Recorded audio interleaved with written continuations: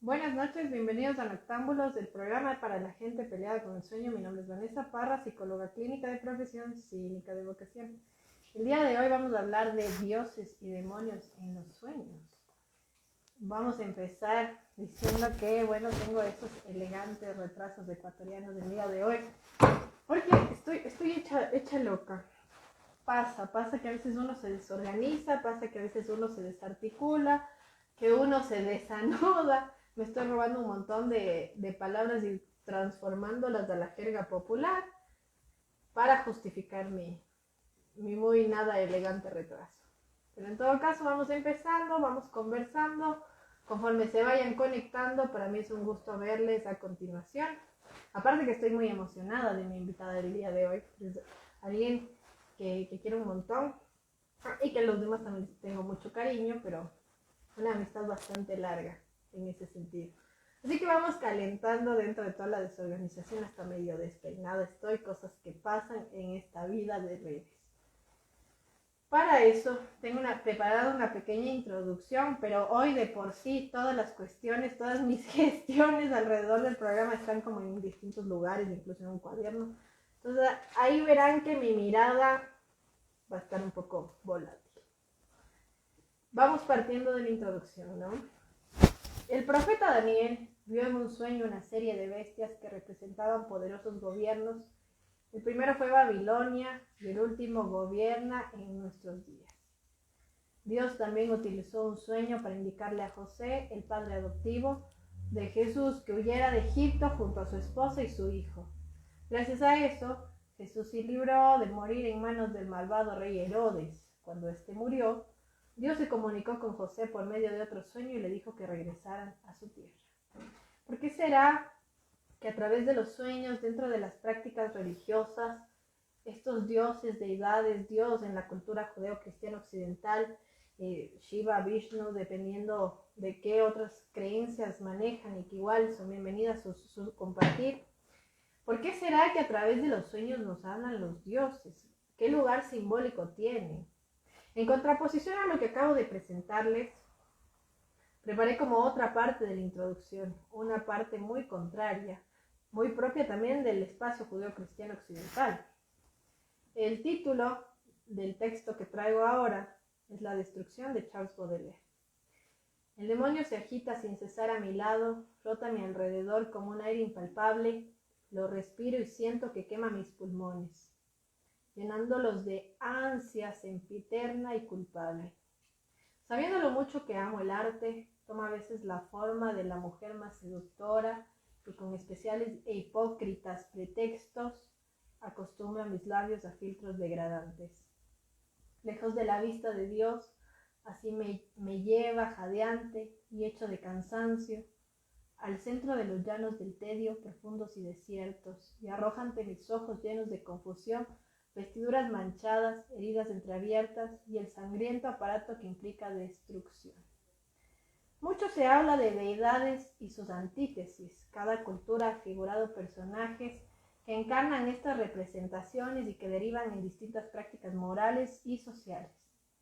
¿Qué implican estos símbolos? ¿Y por qué se nos manifiestan en sueños? ¿Qué piensan al respecto? Y para ello, me comentan, no sé si me escuchas del otro lado, querida, que no te puedes unir a la conversación porque necesitas la última versión de Instagram para poder acompañarnos. Mientras vemos fallas técnicas que a veces aquí en Noctámbulos acolitan, reacolitan y patean, en relación a hablar de dioses y demonios en los sueños, cuéntenme qué piensan al respecto, ¿no? Hay una pequeña falla técnica como para presentarles a mi querida invitada. Por ahí voy con los saludos. Por ahí aparece la Alejandra Mera con un pulgar y una saludcita. Salud también. Y por ahí veo que amigos queridos se van conectando. Les mando un abrazo gigante. Tenemos una pequeña falla técnica. ¿Por qué será? Hoy día de desorganización, de desarticulación, pega y patea. Pero bueno, ¿qué piensan de Baudelaire también? Hay mucho en relación a los dioses y demonios también dentro de la literatura, de la poesía. desde el tema de Baudelaire y sus Flores del Mal, que trabajan mucho justamente con seres mitológicos. Por ahí tenemos la musa enferma, todos esos dioses de la época de Grecia y Roma antigua, que traen a colación también en estas narrativas. ¿Por qué será que tenemos como esa conexión simbólica con esta clase de tótems y estos lugares específicos? ¿Y qué impacto tienen en los sueños? Ustedes han soñado con dioses, demonios. Yo voy a seguir como adelantando mientras resolvemos esta pequeña falla técnica, lo que me fueron compartiendo también y que no está como muy desapegado de lo que vamos a hablar esta noche. Les preguntaba, ¿qué sueños son los que recuerdan más? Por ahí manda el Alejandro Mera saludos a Luigi Stornayolo. Luigi, un saludo también, un saludo a todos los que están del otro lado. Sean bienvenidos. Así logramos conectar antes de empezar con los comentarios. Bueno, mi invitada del día de hoy es Pamela Pastaz, una amiga muy querida, con la que vamos a hablar del lugar de los dioses y los diablos de los sueños. Bienvenida, Pame. Hola, Vane, ¿cómo estás? ¿Me escuchas bien ahora? Te escucho muy bien. Y esta vez Dale. tenemos el gusto de verte. La entrevista anterior en la que hablamos justamente de los sueños, digamos que la imagen estaba por ahí borrosa. Por ahí aparece Luigi y dice saludos atentos, te mandamos un abrazo gigante del otro lado y esperamos aquí compartir bellamente con ustedes en este lugar. Me venía hablando un poco de los dioses, bueno, y muy ligado a pues mis citas de esta noche a lo judeo-cristiano occidental, pero que obviamente esta conversación va a ser mucho más amplia. Pero antes de empezar, cuéntanos cómo has estado desde la última entrevista. Creo que ya ha sido casi un año desde la última vez que no funcionó la cámara. Que no funciona. Que Pero éramos muy bien, tu muy voz y feliz. yo. Sí, sí, era muy feliz porque el otro año hicimos la entrevista desde Polonia y ahora pues justo coincide con que vine de vacaciones de acá a Ecuador y pues Uh-huh. puedo compartir este programa contigo y estoy muy contenta por eso. Yo también súper feliz de que estés aquí y que eventualmente ojalá podamos coincidir también en el espacio físico. Por ahí aparece Rafita Hidrogo. Hola, buenas noches, saludos a todos. Te mandamos un saludo y un abrazo muy especial. Partía de esta cuestión de lo simbólico en relación a dioses, diablos, resuena un montón en la cultura popular, el arte es una de las grandes expresiones de todo esto, pero aparecen en Ujú. sueños todo el tiempo, ¿no? Resuenan por ahí. Antes de empezar a hablar de las preguntas, yo te comentaba que hice algunas preguntas abiertas, evidentemente. Y quiero partir hablando un poco de eso para ver qué piensas al respecto de los sueños, porque justamente lo que les decía y quien quiera compartir del otro lado también muy bienvenido, sueños que más recuerdo. Esa era la consigna de esta semana. Y me decían, primero, un parqueadero vacío con almas negras persiguiendo. Primera cuestión. Otra en el que tuve 2 hijos, porque es complejo el tema de la maternidad también. Otra, Sí. ayer por fin soñé y hoy lo recordé, no fue bonito, fue justamente una persona que había compartido con nosotros el hecho de que se le dificulta soñar, tiene una particularidad en relación a la noche. Otra que aparte convoca un saludo muy especial, el sueño que más recuerdo fue conocer a una chica pelirroja cruzando la calle, saludos Mane. Si por ahí me escuchas en algún momento, estás por aquí, te mando un saludo gigante, Sebas Pillajo, y un abrazo inmenso. El otro sueño, ¿no? Soñé como una especie de apocalipsis meses antes de la pandemia, cuando apenas se escuchaban rumores del virus en China. Se veían las nubes en el cielo y veían santos en un trono, la gente que quería entrar a sus casas, pero una lluvia de gérmenes les inundaba justo antes de entrar a las puertas de sus casas y se escuchaban pasajes bíblicos con voz omnipresente. Ojo, vemos ya de por sí, siendo que no mencioné el tema de los diablos ni de los dioses, que aparecen, ¿no? Como estas nociones simbólicas detrás, aparecen por ahí ya los fantasmas de esta tradición también judeo-cristiana occidental, porque los santos son dentro de esa lógica, dentro de ese orden, ¿no? Mm. El sueño de ayer también, porque me compartieron, les agradezco un montón por todo el contenido que compartieron. El sueño de ayer, 3 catedrales gigantes, mientras fallaba en un pitch, no sabía qué era pitch, pero si alguien sabe decirme, genial. Creo algo del diseño gráfico. Para un cliente, estaba en una plaza y me preocupaba más de la composición gráfica de un encuadre fotográfico que de las 3 catedrales y que de hacer caso también a la reunión de trabajo. El siguiente sueño. Una vez soñé que un tsunami me cayó encima y sobreviví, pero sin nada en mi billetera y en un mundo esclavizado. La única cosa que encontré en ella fue una nota de papel escrita: te quedaste porque tienes que salvarlos. Y se refería a mi familia. El último sueño. Uno en que yo era un demonio, estaba dentro de la iglesia católica y levitaba para ponerme frente a un crucifijo de tamaño natural y la gente salía huyendo. ¿Qué piensas de lo que acabas de escuchar? No sé ni por dónde empezar a contarte como lo lindo que es ver que la gente, por ejemplo, por fin tiene ese espacio de poder contar y de poder socializar los sueños. Porque por muchos años los sueños fueron como una especie de tabú. Perdón, deme un segundito porque mi bendición no nos va a dejar seguir No con la hay ningún entrevista. problema, porque aparte en Octámbulos, y hasta eso voy con los comentarios también, en Octámbulos siempre son bienvenidas las mascotas. Aquí hemos visto carros, casi digo, para que vean, bello, la primer lapsus de la noche, por lo visto hoy es conteo. Aquí hemos visto gatos, perros y demás cuestiones. Todos son bienvenidas. Voy por un comentario que dice Rafita y luego, gracias por el saludo. ¿Cuál es el tema del día de hoy? Como les iba comentando, hoy vamos a hablar de dioses y demonios, o deidades y demonios dentro de los sueños. ¿Por qué aparecen? ¿Por qué será que son tan importantes? Ya vamos viendo en primera instancia, antes de continuar con lo que estaba comentando la PAME, que resuena un montón, y sobre todo dentro de una inscripción judeocristiana occidental, con esto de las iglesias, lo católico, con esta cuestión de los demonios. Bueno, también otras cosas, ¿no? Como el tema de las almas negras persiguiendo, bueno, por ahí el tema de la maternidad también, que será.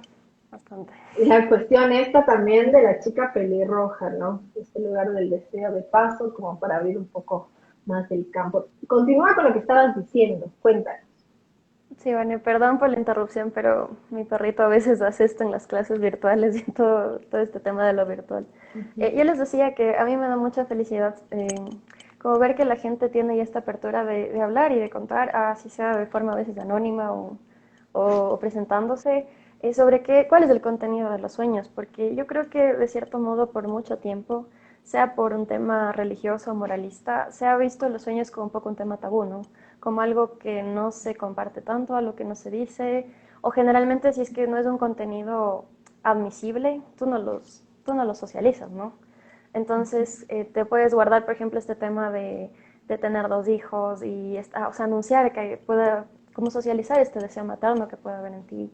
Esto de, por ejemplo, lo que me llamó mucho la atención este sueño que se podía decir como de carácter premonitorio sobre esto de la pandemia, porque tú sabes, una vez hablamos en el programa anterior, Jung también tuvo muchos de estos sueños y él decía, él narraba lo angustiantes que eran, pero también lo interesante que era y cómo se cuestionaba y cómo él decía, cómo yo puedo visualizar cómo estas cosas pudieron llegar a mí antes de que sucedan, ¿no? Entonces, a mí me parece muy lindo porque nos da bastante material para poder analizar y hay una gama increíble de temas premonitorios, deseo materno, el deseo en sí. El otro que me llamó también la atención es esto de las catedrales y el tsunami. Eh, las catedrales, sobre todo por este vínculo con lo religioso, tal vez, ¿no? O depende del contexto de la persona. Pero también hay este tema, por ejemplo, del tsunami, que me acuerdo que nosotros en clases de Jung analizábamos y había mucho también esta conexión del agua con lo materno, ¿no? O sea, hay estos temas que se van repitiendo, que de fondo tienen la misma base, pero que se manifiestan de diversas formas, ¿no? Entonces, sí, espero, yo sé que el día de hoy vamos a tener un programa súper interesante y bueno, comencemos. Yo estoy como muy grata también de todo lo que creo que se va a gestar y se está diciendo. Ciertamente que resuena esto de pensar. Y te pregunto también como para empezar, pero bueno, primero voy con los comentarios porque si no ya saben esa muy mala costumbre que últimamente he desarrollado de justamente atrasarme con los comentarios de un montón. Pero vamos con eso, por ahí nos agradecen el tema. Aparece la María Arte, te mando un abrazo gigante, nos dice hola, saludos desde este lado de la pantalla. Y el Eric Salazar, un abrazo gigante amigo, dice, amigas, abrazos, los sueños guardan llaves interesantes, ciertamente. Hoy exploraremos unas pocas nomás, ya lo saben. Yo te pregunto, Pamela, fuera de cualquier cuestión, ¿cuál ha sido el o los sueños que más recuerdas? Aquí va una confesión, el sueño de lo materno era mío. fue uno de este sueño en el que yo tuve, literalmente, fue un sueño en el que yo tuve 2 hijos. Y fue un sueño bastante peculiar porque yo sentía mucha angustia en el sueño y era de un tono un poco gris, ¿no? Yo recuerdo este hospital como muy acementado, muy grisáceo. Recuerdo que había gente conocida, pero que yo no la distinguía bien. Y una cosa que me marcó de este sueño fue el hecho de que yo sabía que al primer niño, porque fue un niño, yo ni siquiera le vi la cara, yo no lo podía conservar. Pero el segundo caso, cuando pasó lo del segundo niño, era una niña. Y tenía unos ojos tan azules que yo me cuestioné si iba a ser mi hija, porque yo no tengo los ojos así. Pero eran unos ojos tan devoradores, tan azules, y yo por algún motivo yo sabía que podía quedarme con esa niña. Ahora con el tema del programa de hoy, tuve un sueño muy, muy particular que fue cuando yo tendría unos 13 o 14 años. Y había este tema de los demonios, ¿no? Entonces yo estaba era un sueño blanco y negro, he tenido muy pocos de esos y sé que hay gente que generalmente sueña color, pero también sé que hay gente que sueña blanco y negro. Y es una cosa que a veces angustia o a veces solamente es curiosidad, ¿no? Entonces, en este sueño yo estaba en un escenario blanco y negro y estaba parada sobre un techito de madera. Era un lugar como tétrico, como en una película de terror. Y había digamos que era una niña, no sé, pero era como un demonio, digámoslo así, un monstruito que comenzó como a arrastrarse y se sujetó de mi pierna y no me soltaba. Y yo me trataba de soltar y no me soltaba. Y después traté de despertarme porque en el sueño yo sabía que no era real. Entonces, cuando yo traté de soltarme, el monstruo levantó la cara y era yo. Entonces, era yo en una forma un poco deformada, ¿no? Pero era ese rostro y me desperté. Entonces, una cosa que yo sé que muchos van a compartir ahora es el hecho de que cuando hay estos temas de demonios, de monstruos, de cosas como un poco ominosas, como un poco así que te enchinan la piel, son cosas que no te olvidas nunca y son cosas que te acompañan tal vez por años y tal vez te olvides todos los sueños de tu vida y digas que tú no te acuerdas lo que sueñas, pero en el rato del rato tú sabes que hay 3 o 4 sueños que generalmente nunca te olvidas y generalmente están marcados por temas como de dioses, de demonios o también con temas personales que ya son un poquito más fuertes, ¿no? Más profundos como tal. Yo en relación al tema de que nos convoca esta noche sueños, noches, y que aparte ya voy a otra pregunta que es la que antecede a todo y que a veces la olvido por alguna razón, pero bueno. Me acuerdo mucho de la parálisis del sueño, porque en general, en mi experiencia personal, digamos que eso sí eran los espíritus chocarreros. O sea, en medio de cierto escepticismo que en ciertos tiempos de mi vida me ha caracterizado, cuando yo era muy pequeña, bueno, no tan pequeña, tendría unos 8 o 9 años, ya experimentaba algo de la parálisis del sueño y claro, tienes como la fantasía al alcance de la mano a cierta edad, ¿no?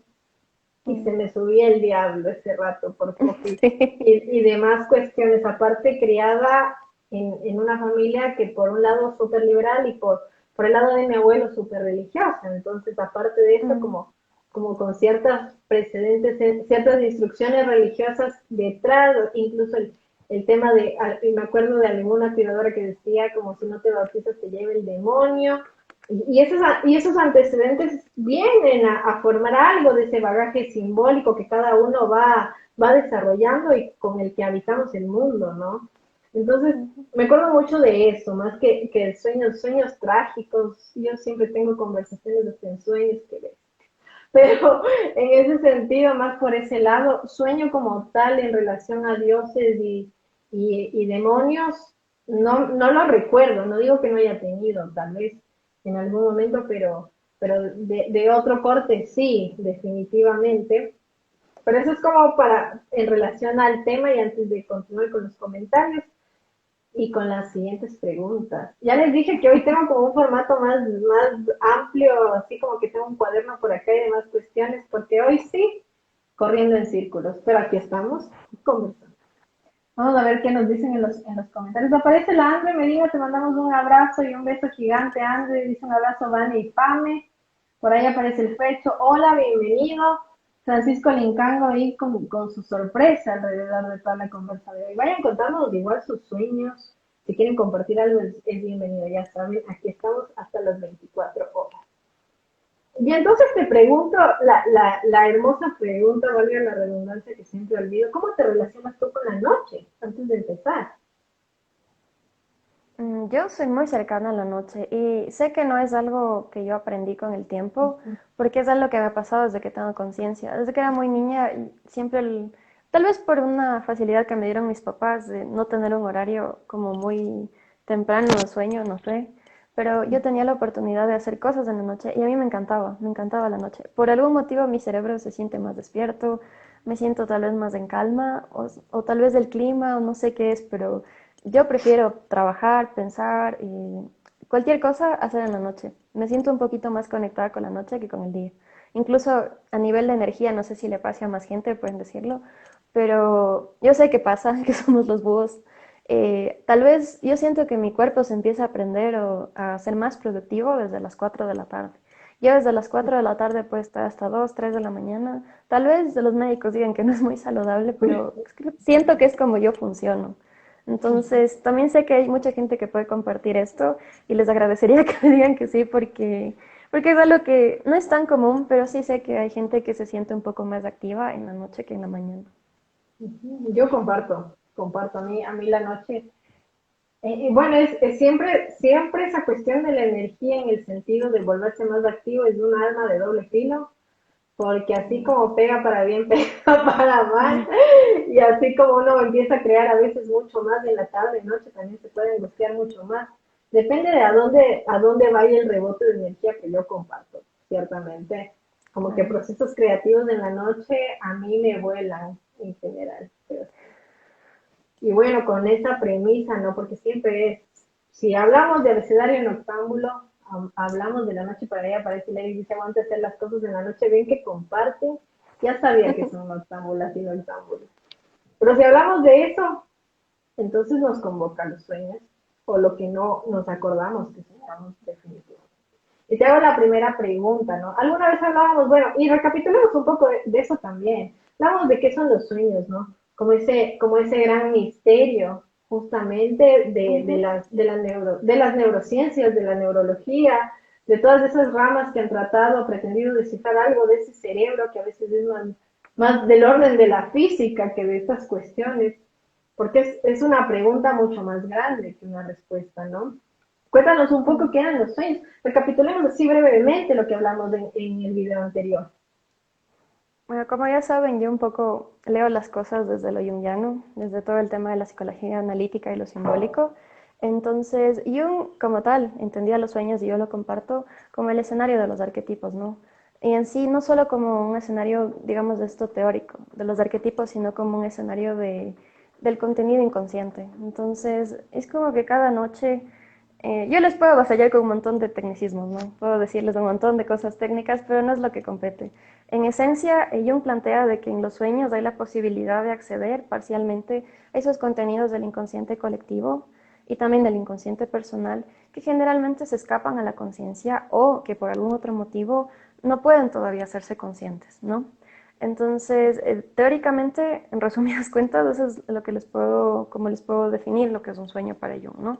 De ahí, si tú te expandes, Jung también consideraba de que los sueños eran un material primordial en el análisis, y también en los procesos de individuación. Entonces, para la teoría junguiana, no solamente los sueños son valiosos, o no solamente los sueños son como un material de análisis per se, sino también los sueños son una vía o una herramienta para que los pacientes, para que las personas en general puedan alcanzar este proceso de transformación, que es lo que Jung dice que cada ser humano debería apuntar a, ¿no? Digamos que yo ahí agregaría, bueno, en general, y corríjanme del otro lado, quienes tengan como otra perspectiva, viendo que hay algunas psicólogas y psicólogos de esta noche, que es muy bienvenida su participación, de los demás también, que la psicología analítica la mete profundamente, ¿no? Le mete chancleta a esa situación. O sea, sí, de verdad el bagaje interpretativo desde la lógica de lo simbólico, de esta cuestión de los arquetipos que, como nos decía la PAME, son como ciertas etiquetas que implican estos símbolos y que hasta cierto punto, después de cierta investigación, yo, lo plantea desde la posibilidad de su universalización. Pero las psicologías profundas en general toman y si tienen algo en común es pararle bola a los sueños.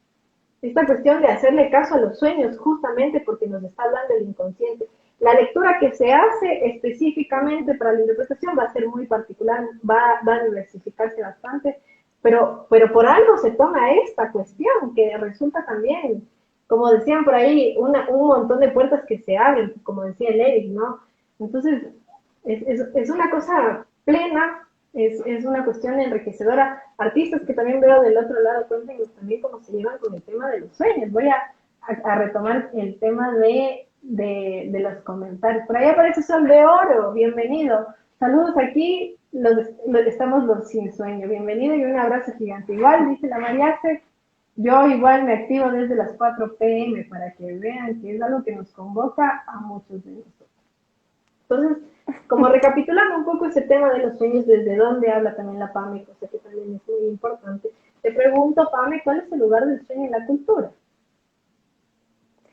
Pues es complejo porque primero tendremos que definir qué es cultura, ¿no? ¿Qué entendemos nosotros por cultura? Pero Brutal, vamos a cierto. partir de la idea general, ¿no? Vamos a hablar de la cultura como sociedad, ¿no? Como en el entorno en el que nos desenvolvemos. Entonces, los sueños generalmente, dependiendo de la época, tenían diferentes connotaciones. Por ejemplo, si tú te vas siglos de siglos atrás, los sueños venían a ser proféticos.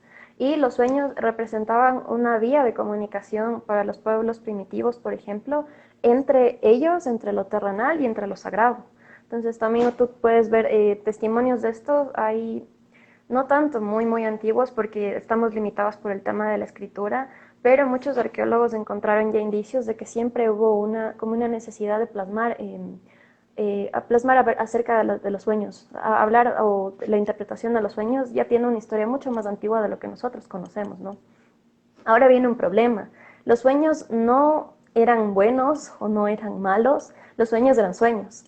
Entonces los sueños solamente estaban sujetos a la lectura de lo que se conocía como chamán o como la persona encargada de gobernar lo místico en un pueblo, ¿no? Pero a partir de la Edad Media es que hay un quiebre tremendo porque la Edad Media introduce esta noción de que el sueño está relacionado con lo malo y con el diablo, que está conectado un poquito con estos temas pecaminosos. Aquí viene como este quiebre entre el bien y el mal que entra en el terreno de la moral. Entonces, a partir de este tiempo, ya sabes que esos 10 siglos fueron de oscuridad total, los sueños no escaparon a esa situación y eso todavía pesa hasta el día de hoy. Los sueños todavía no son una situación que no sea un tema así muy social, ¿no? O sea, tú los sueños los discutes en círculos de confianza, en círculos más como pequeños, donde tú sientes como la confianza de contarle algo, porque los sueños son muy íntimos, ¿no? O sea, los sueños vienen de ahí, de ese lugar que ni siquiera tú conoces bien. Entonces, este quiebre que hubo en la Edad Media ha marcado mucho la forma en la que los sueños han sido tratados a partir de ahí. Entonces, después tienes ya como todo el tema de los sueños dentro del arte, por ejemplo, cómo los pintores plasmaban y cómo muchos de los sueños, por ejemplo, Van Gogh.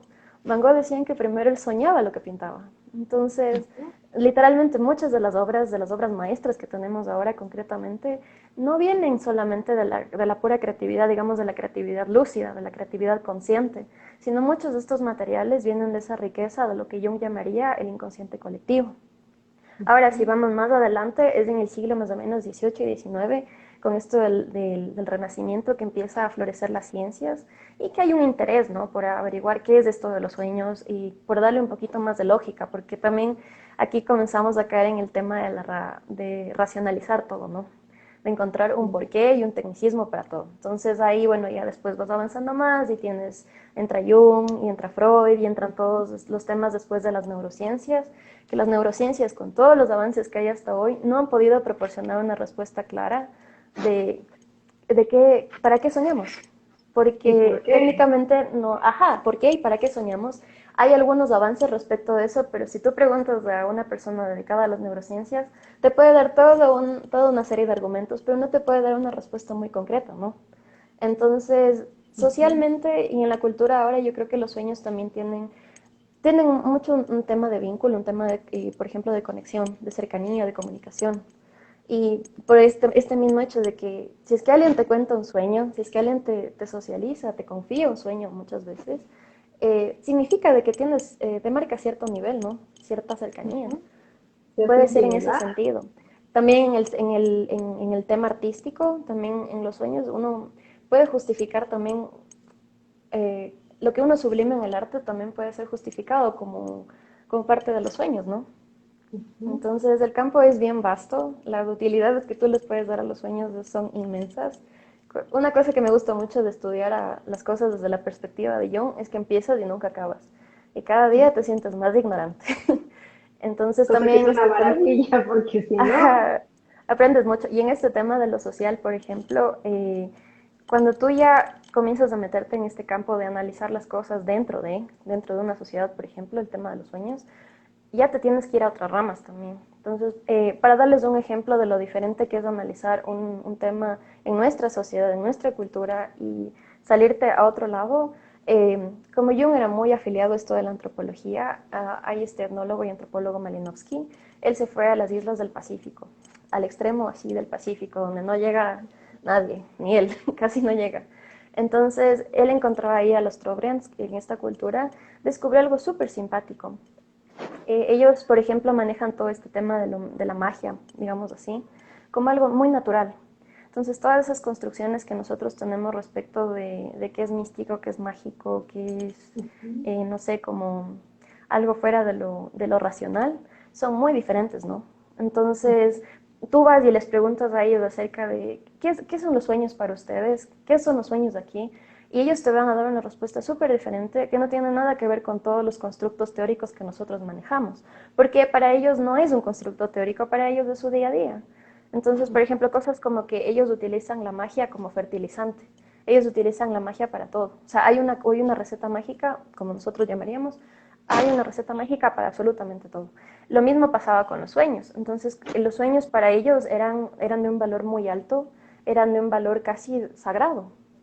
Pero tú ves que en la cultura acá nosotros podemos hablar de muchas otras cosas, pero los sueños no tienen ese carácter de sagrado que tienen para los Trobrians o para muchas culturas de África, por ejemplo. pero ¿sabes qué? Ahí hay una cuestión que a mí me resuena bastante al escucharte, ¿no? Que aparte de un montón de datos que para mí me resultan nuevos, pero aparte de eso, y me parece que hablamos un poco de esto la otra vez, no estoy tan segura, pero por si acaso también lo menciono incluso para citar, no en APA, pero en, alguna, en algún modelo, esta cuestión de que algo de lo sagrado de los sueños, en medio de que estamos occidentalizados, la historia de Occidente es una historia de la domesticación del cuerpo y de la permanencia de la razón constante, ¿no? Que primero se hace a través de la religión y luego a través del cuestionamiento de la religión y hasta los puntos académicos, etcétera, etcétera, etcétera. Y sin embargo, algo de lo sagrado también, y me parece que lo mencionábamos, se vuelve como parte del sueño, de la esencia misma de la vivencia del sueño, porque le paramos bastante asunto, o sea, le prestamos bastante atención cuando nos descoloca o cuando nos da como una cuestión, y bueno, que también es una excusa para escribirle a veces a alguien, pero esto de soñar. Y sin embargo, a veces, dependiendo ciertas cuestiones y ciertos matices del sueño, es un asunto incluso a veces angustiante, ¿no? Ujú. Como una suerte de fortuna, valga la redundancia, con la que apostamos el tema de la narrativa del sueño, de este encuentro con el otro, y que me parece que es una de las funciones también culturales del sueño, el propiciar el encuentro con el otro a través del diálogo, que tú lo mencionaste súper bien, ¿no? Uno habla en la medida en que confía también o en la medida en que se apuesta esa confianza, ¿no? Pero me parece que es como que vivimos esa paradoja, ¿no? Entre lo sagrado del sueño y también pero no es tan racional dependiendo de a dónde apunte. Mm. Ujú. Sí, por ejemplo, hay este tema que tú mencionaste súper importante, que a veces el contenido de los sueños es muy fuerte, ¿no? Y son sueños que a veces tú olvidas consciente o inconscientemente, o a veces ni siquiera te puedes acordar porque solo no hay cómo. Tus defensas, tu parte consciente no está listo para procesar eso. Y ahí Jung menciona eso, que es muy, muy importante saber integrar adecuadamente todos estos contenidos. Porque como tú sabes, a veces los contenidos inconscientes son muy pesados y es muy peligroso que cuando tú psíquicamente no estás listo para recibir una información, la recibas. Entonces, ahí, por ejemplo, ya hablando en materias, digamos, de trabajo psicológico, el trabajo nuestro, hay que ser muy finos en manejar esos temas, ¿no?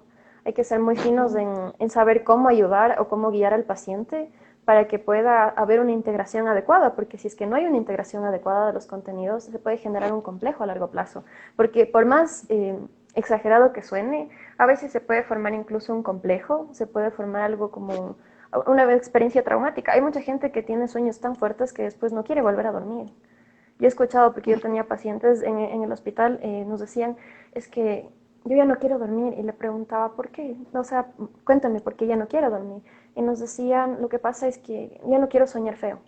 Entonces te comenzaban a contar los sueños y de verdad, para ti, que es un contenido ajeno, no es tuyo, igual hay este tema, ¿no? De los demonios, hay este tema de lo ominoso, hay este tema de lo tenebroso ahí, y te llega, te impacta, pero te imaginas cómo será, o sea, estar ahí y que esto sea parte del inconsciente personal y del contenido colectivo de esta persona, para que esa persona ya no quiera ni siquiera volver a dormir por el miedo a soñar. Entonces, en ese sentido, sí es súper importante tomar en cuenta y darle la importancia que se debe a este material, ¿no? Y me hiciste acuerdo igual de una película, con lo que acabas de mencionar, cuya traducción en español es a veces bien chafa, pero que es desde ahí, desde donde me acuerdo de esta película, que es en realidad El Maquinista, que yo la conocí cuando era pequeña, como Dormiré cuando esté muerto, justamente porque en medio de todo lo que le pasa, y has visto El Maquinista, aparte que aquí siempre hacemos spoilers, pero Pame, ¿has visto El Maquinista? Hoy con Christian Bale, flaquísimo, bellísimo. Hola, Cristian. Pero sí, definitivamente un ser muy, muy, muy sensual. Pero continuando ahí, en medio de todo esta pausa de contemplación, me acuerdo mucho de este personaje porque es justamente en la posibilidad de dormir donde se juega el recuerdo, ¿no? De este hecho no sostenible y que al final le gana el insomnio y desemboca en un montón de cosas, ¿no? Uh-huh. Pues sí, sí, sí. Hay en el tema, por ejemplo, como el programa nació para combatir el insomnio de cuarentena. Hay todo un tema, ¿no? El insomnio ya es como un tema más aparte, más amplio, más espeso también. Pero sí, sí, sí, porque también, sabes que estos contenidos, los contenidos que se manifiestan en el sueño, no solamente pueden salir en el sueño, salen todo el día. De hecho, somos a veces muy inconscientes de esas cosas y vamos recibiendo como bits, como pequeñas partes de información de eso, ¿no? Entonces nos llegan microsueños a lo largo del día y nos acordamos de cosas que es como, o te das cuenta como lo que se llama en psicología humanista, por ejemplo, los insights. Entonces, darte cuenta de estas pequeñas porciones, estas cosas que se escapan al inconsciente, ¿no? Pero ya el tema del insomnio, sabes que ya es un poquito más complejo. Que va como por otros lares y que también incluye esto, pero que un día también lo abordaremos, no crean que.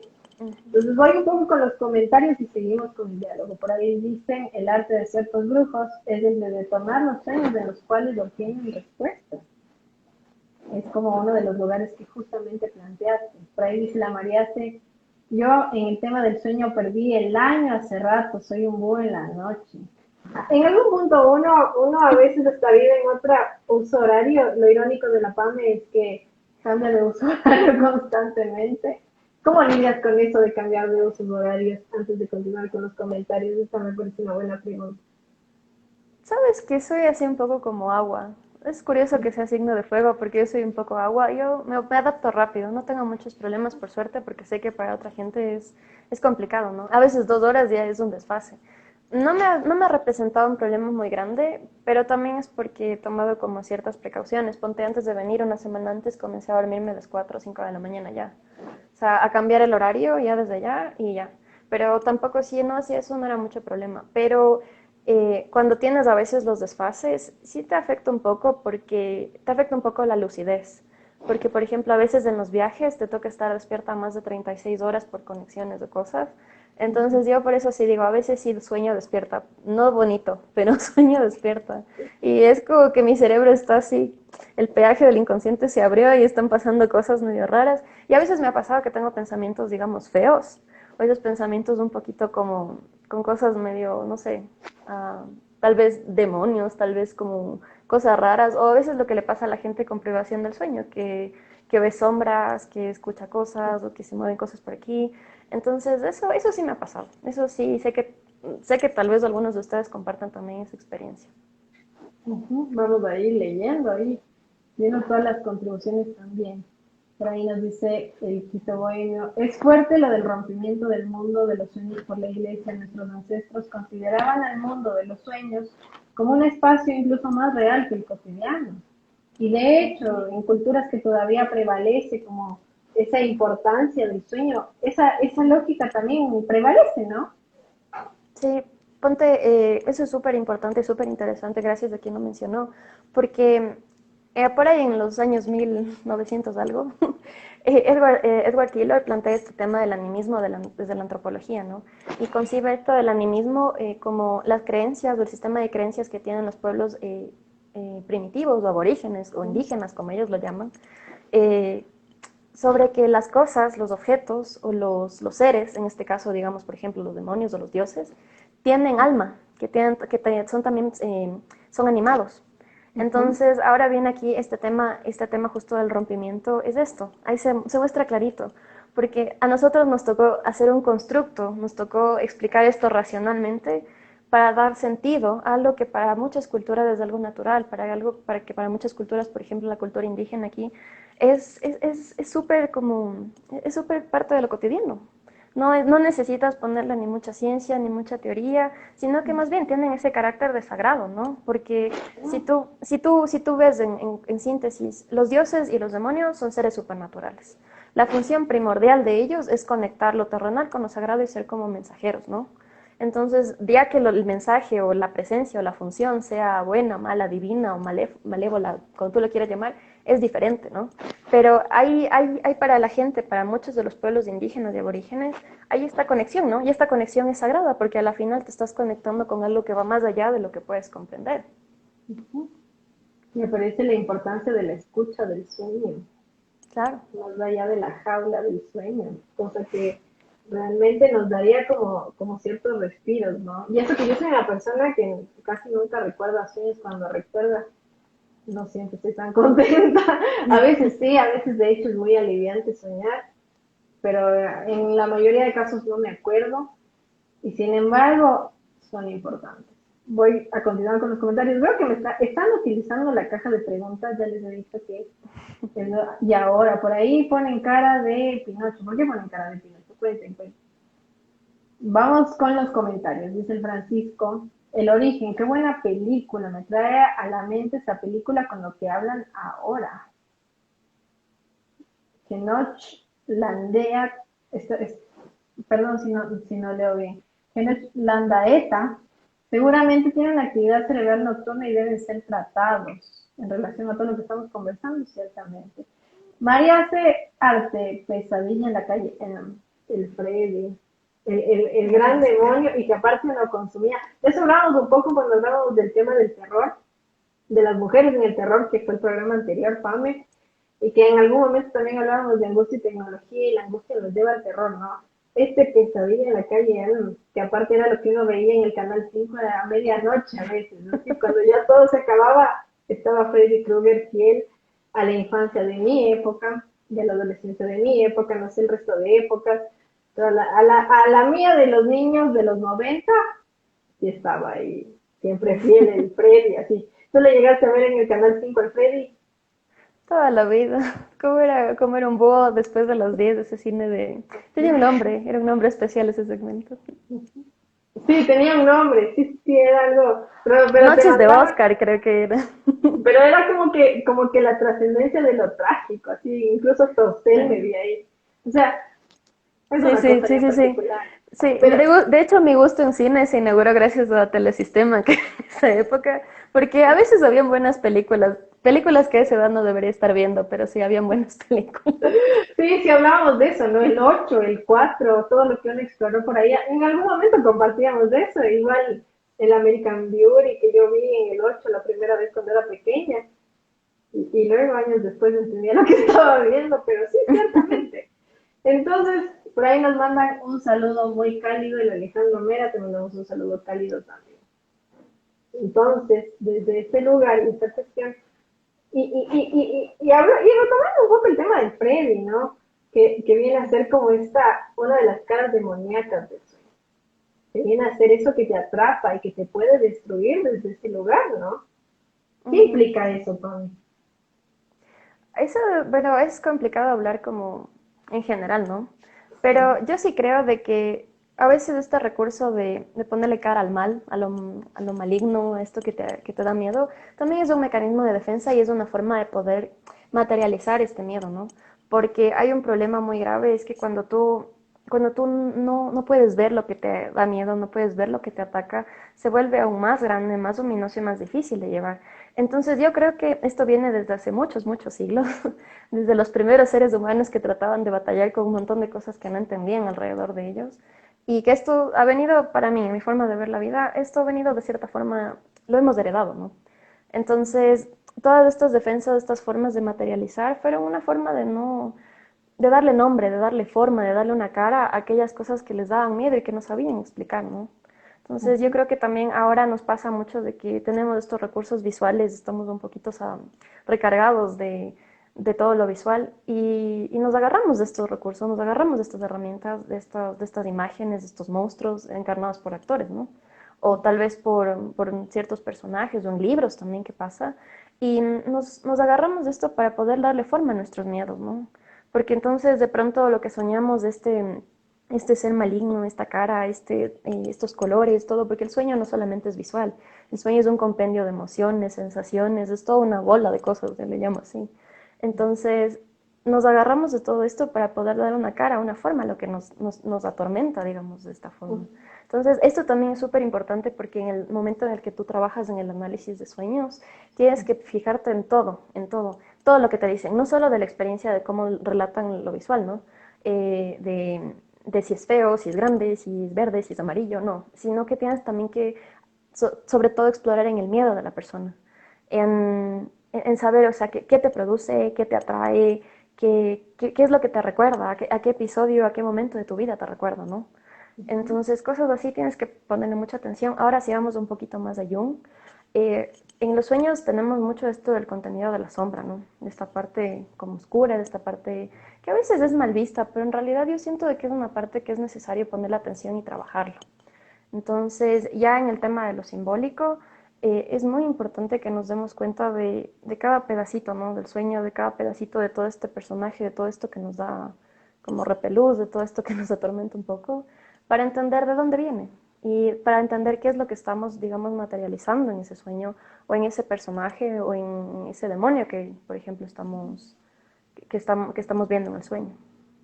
Y que al final el trabajo del demonio o de los demonios, los cucos, de estas almas oscuras. Qué chistoso que vaya por ahí la primera parte del encuentro, ¿no? Parece que eso es lo que más le impacta, pero en ese sentido, y que de hecho porque me saltó una película que ya la había mencionado antes, esos conflictos que recrean, ¿no? Por algo los símbolos que elegimos están ahí. Y pensaba en el Babadook, por ejemplo. Y este conflicto que también encarna el Babadook de esta madre, ¿no? En relación a su hijo y esta pareja que muere. Ese conflicto con lo materno es el juego del Babadook, a mi parecer, ¿no? Interpretación también bastante escueta, porque irónicamente, más que nada he leído al Babadook, más que he visto el Babadook Es que por las bueno. críticas y demás, y que estoy con muchas ganas de verle al Babadook, pero es justamente si articulamos con las películas que serían un recurso general, y también pensamos un poco en los sueños, qué conflictos encarnan los demonios, ¿no? Sobre todo en el bagaje Ujú. de los sueños. Pero antes de irme adelantando, y como te había comentado, nos estamos acercando a las 23 horas, estamos 22 horas 53 minutos. Te había ofrecido unos 5 minutos. ¿Quieres tomártelos o seguimos? Seguimos, Yo creo que seguimos, no estoy tan cansado. paramos, ¿no? Ciertamente. Entonces, ya hablamos del terreno de los sueños y por ahí nos están también recomendando algo que lo voy a ir anotando, dice el Alejandro Mera, para quien les interese, una recomendación, una neurosis demoníaca en el siglo XVII, tomo 19 del señor Sigmund Freud. Eso ya saben, va para recomendaciones de la noche. Muy bien, muchísimas gracias. Voy a tratar de no olvidarme, si no ya saben, háganme acuerdo por los mensajes por interno o dejen en los comentarios del video cuando ya se suba. La neurosis demoníaca. Para quien le interese igual, que me parece como muy preciso. Entramos al terreno ya de estas cuestiones de las deidades, más que dioses como tal, si queremos darle como un nombre más general.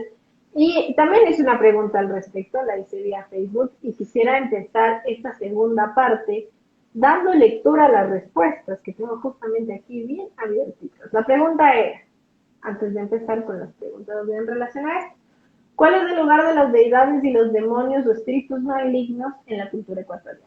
Y recibí algunas respuestas. Primero, Guayaquil. De plano, ¿por qué articularon Guayaquil con deidades y demonios? No sé. No sé si es la eterna disputa, Emelec, Barcelona, no sé qué es lo que articularon aquí, pero me pusieron Guayaquil. ¿Qué será, no? ¿Por qué articular de esa manera? Pero lo puse.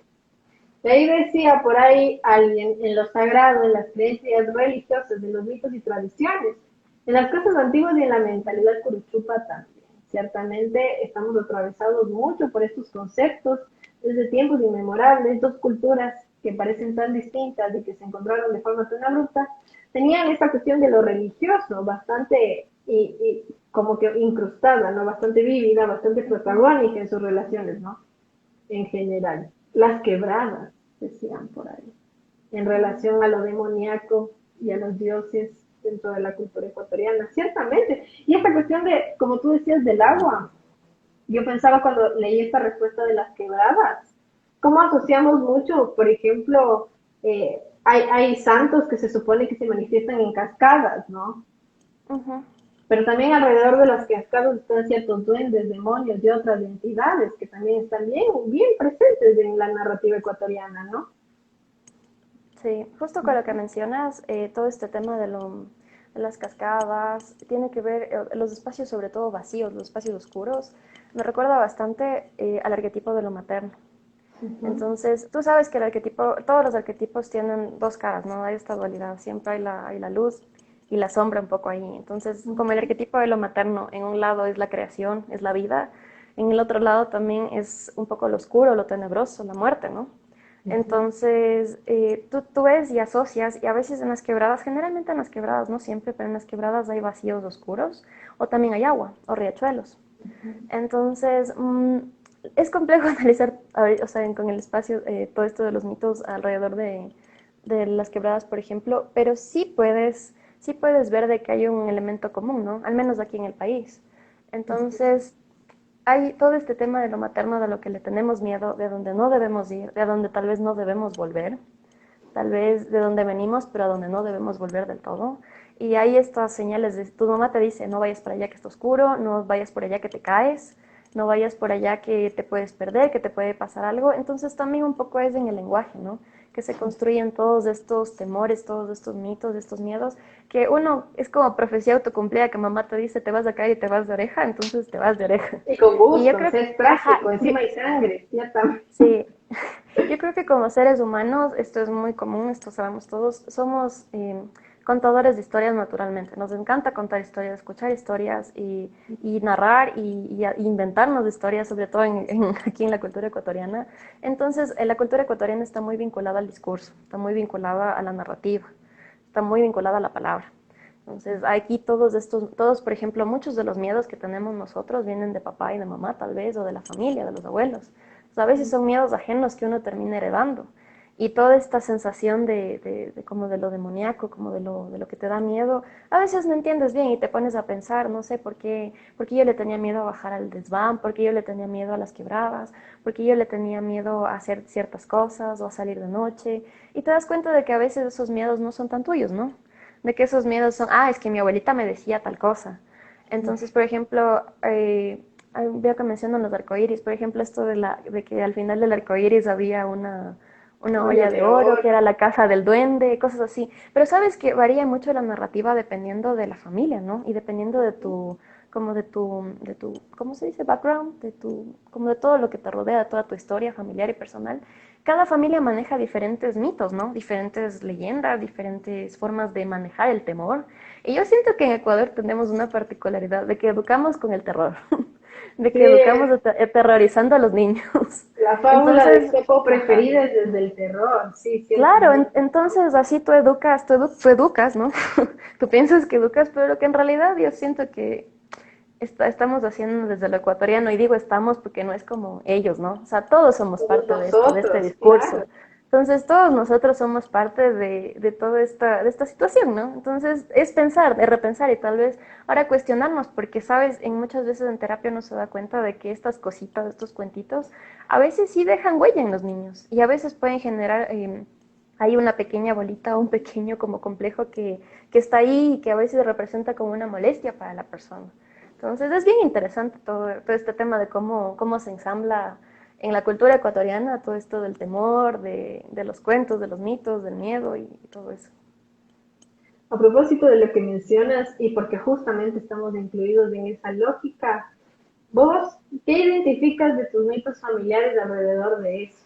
¿Qué historia te contaron? Yo me acordé, ahorita me saltó, pero de una, con mi abuela paterna, yo me acuerdo de los pocos recuerdos que tengo de ella, que una vez yo me quedé a dormir y Ujú. lloraba mucho. ¿Por qué lloraba mucho? No me pregunté, no sé. Pero ella empezó a sonar un perro así, aullando, y yo tenía miedo a los perros, cosa que me alteraba un poco más y me decía, ya duérmete porque si no va a venir el lobo y te va a comer. Y yo peor, no quería dormir.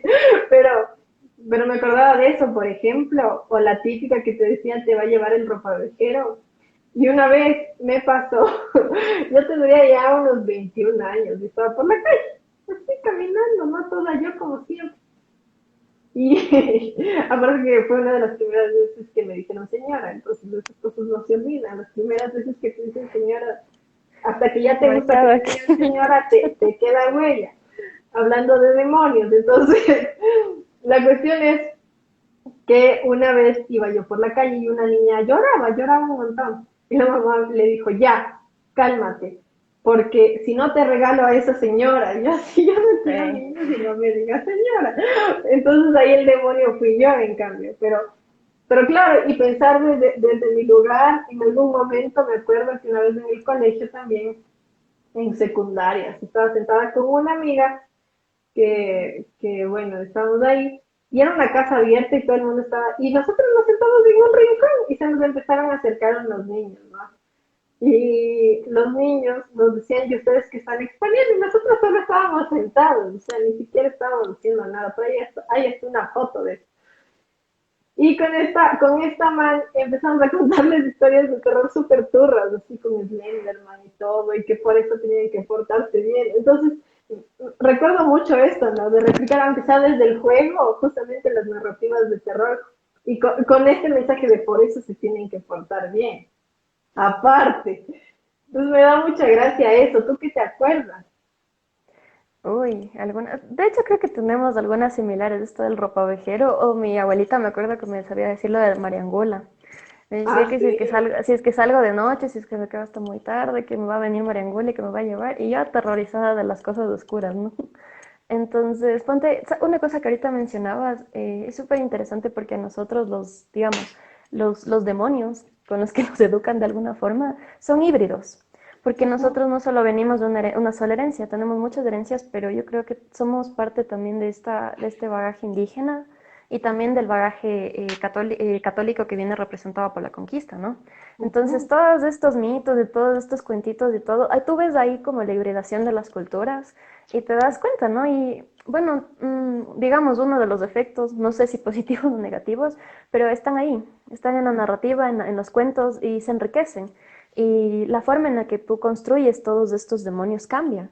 Entonces, si para los indígenas había, porque había estos espíritus malignos que a veces acechaban las cosechas, para los españoles que trajeron esto, pues era el tema de lo malo, del diablo. Entonces tú juntas estas dos narrativas, construyes tu nuevo monstruito, tu nuevo demonio, esta nueva encarnación de lo peligroso, de lo que no debes topar, de lo maligno, y con eso pues atemorizas, ¿no? Y esto, sabes que esto de hecho también es una herencia muy europea, porque yo Ujú. recuerdo, ustedes sabrán, los cuentos infantiles no eran tan agradables como nos pintan ahora, por ejemplo, los de los hermanos Grimm. Entonces, Ujú. estos cuentos no servían para alegrar a los niños, no, servían para aterrorizar a los niños y enseñarles a dónde no ir y qué no hacer. Entonces, esta forma un poco de educar con el terror, yo creo que viene un poco más de esa herencia colonial, ¿no? Entonces, esto se ve y se ve hasta el día de hoy. Es chistoso cuando la gente dice, no, es que la conquista ya pasó, estoy Pero resentido. hay un montón No, de no. vestigios. Eso, Y ahorita, es una cosa súper compleja que no va a terminar nunca, creo yo, porque ya también es parte de nosotros y se ha asimilado en nuestras formas de vivir.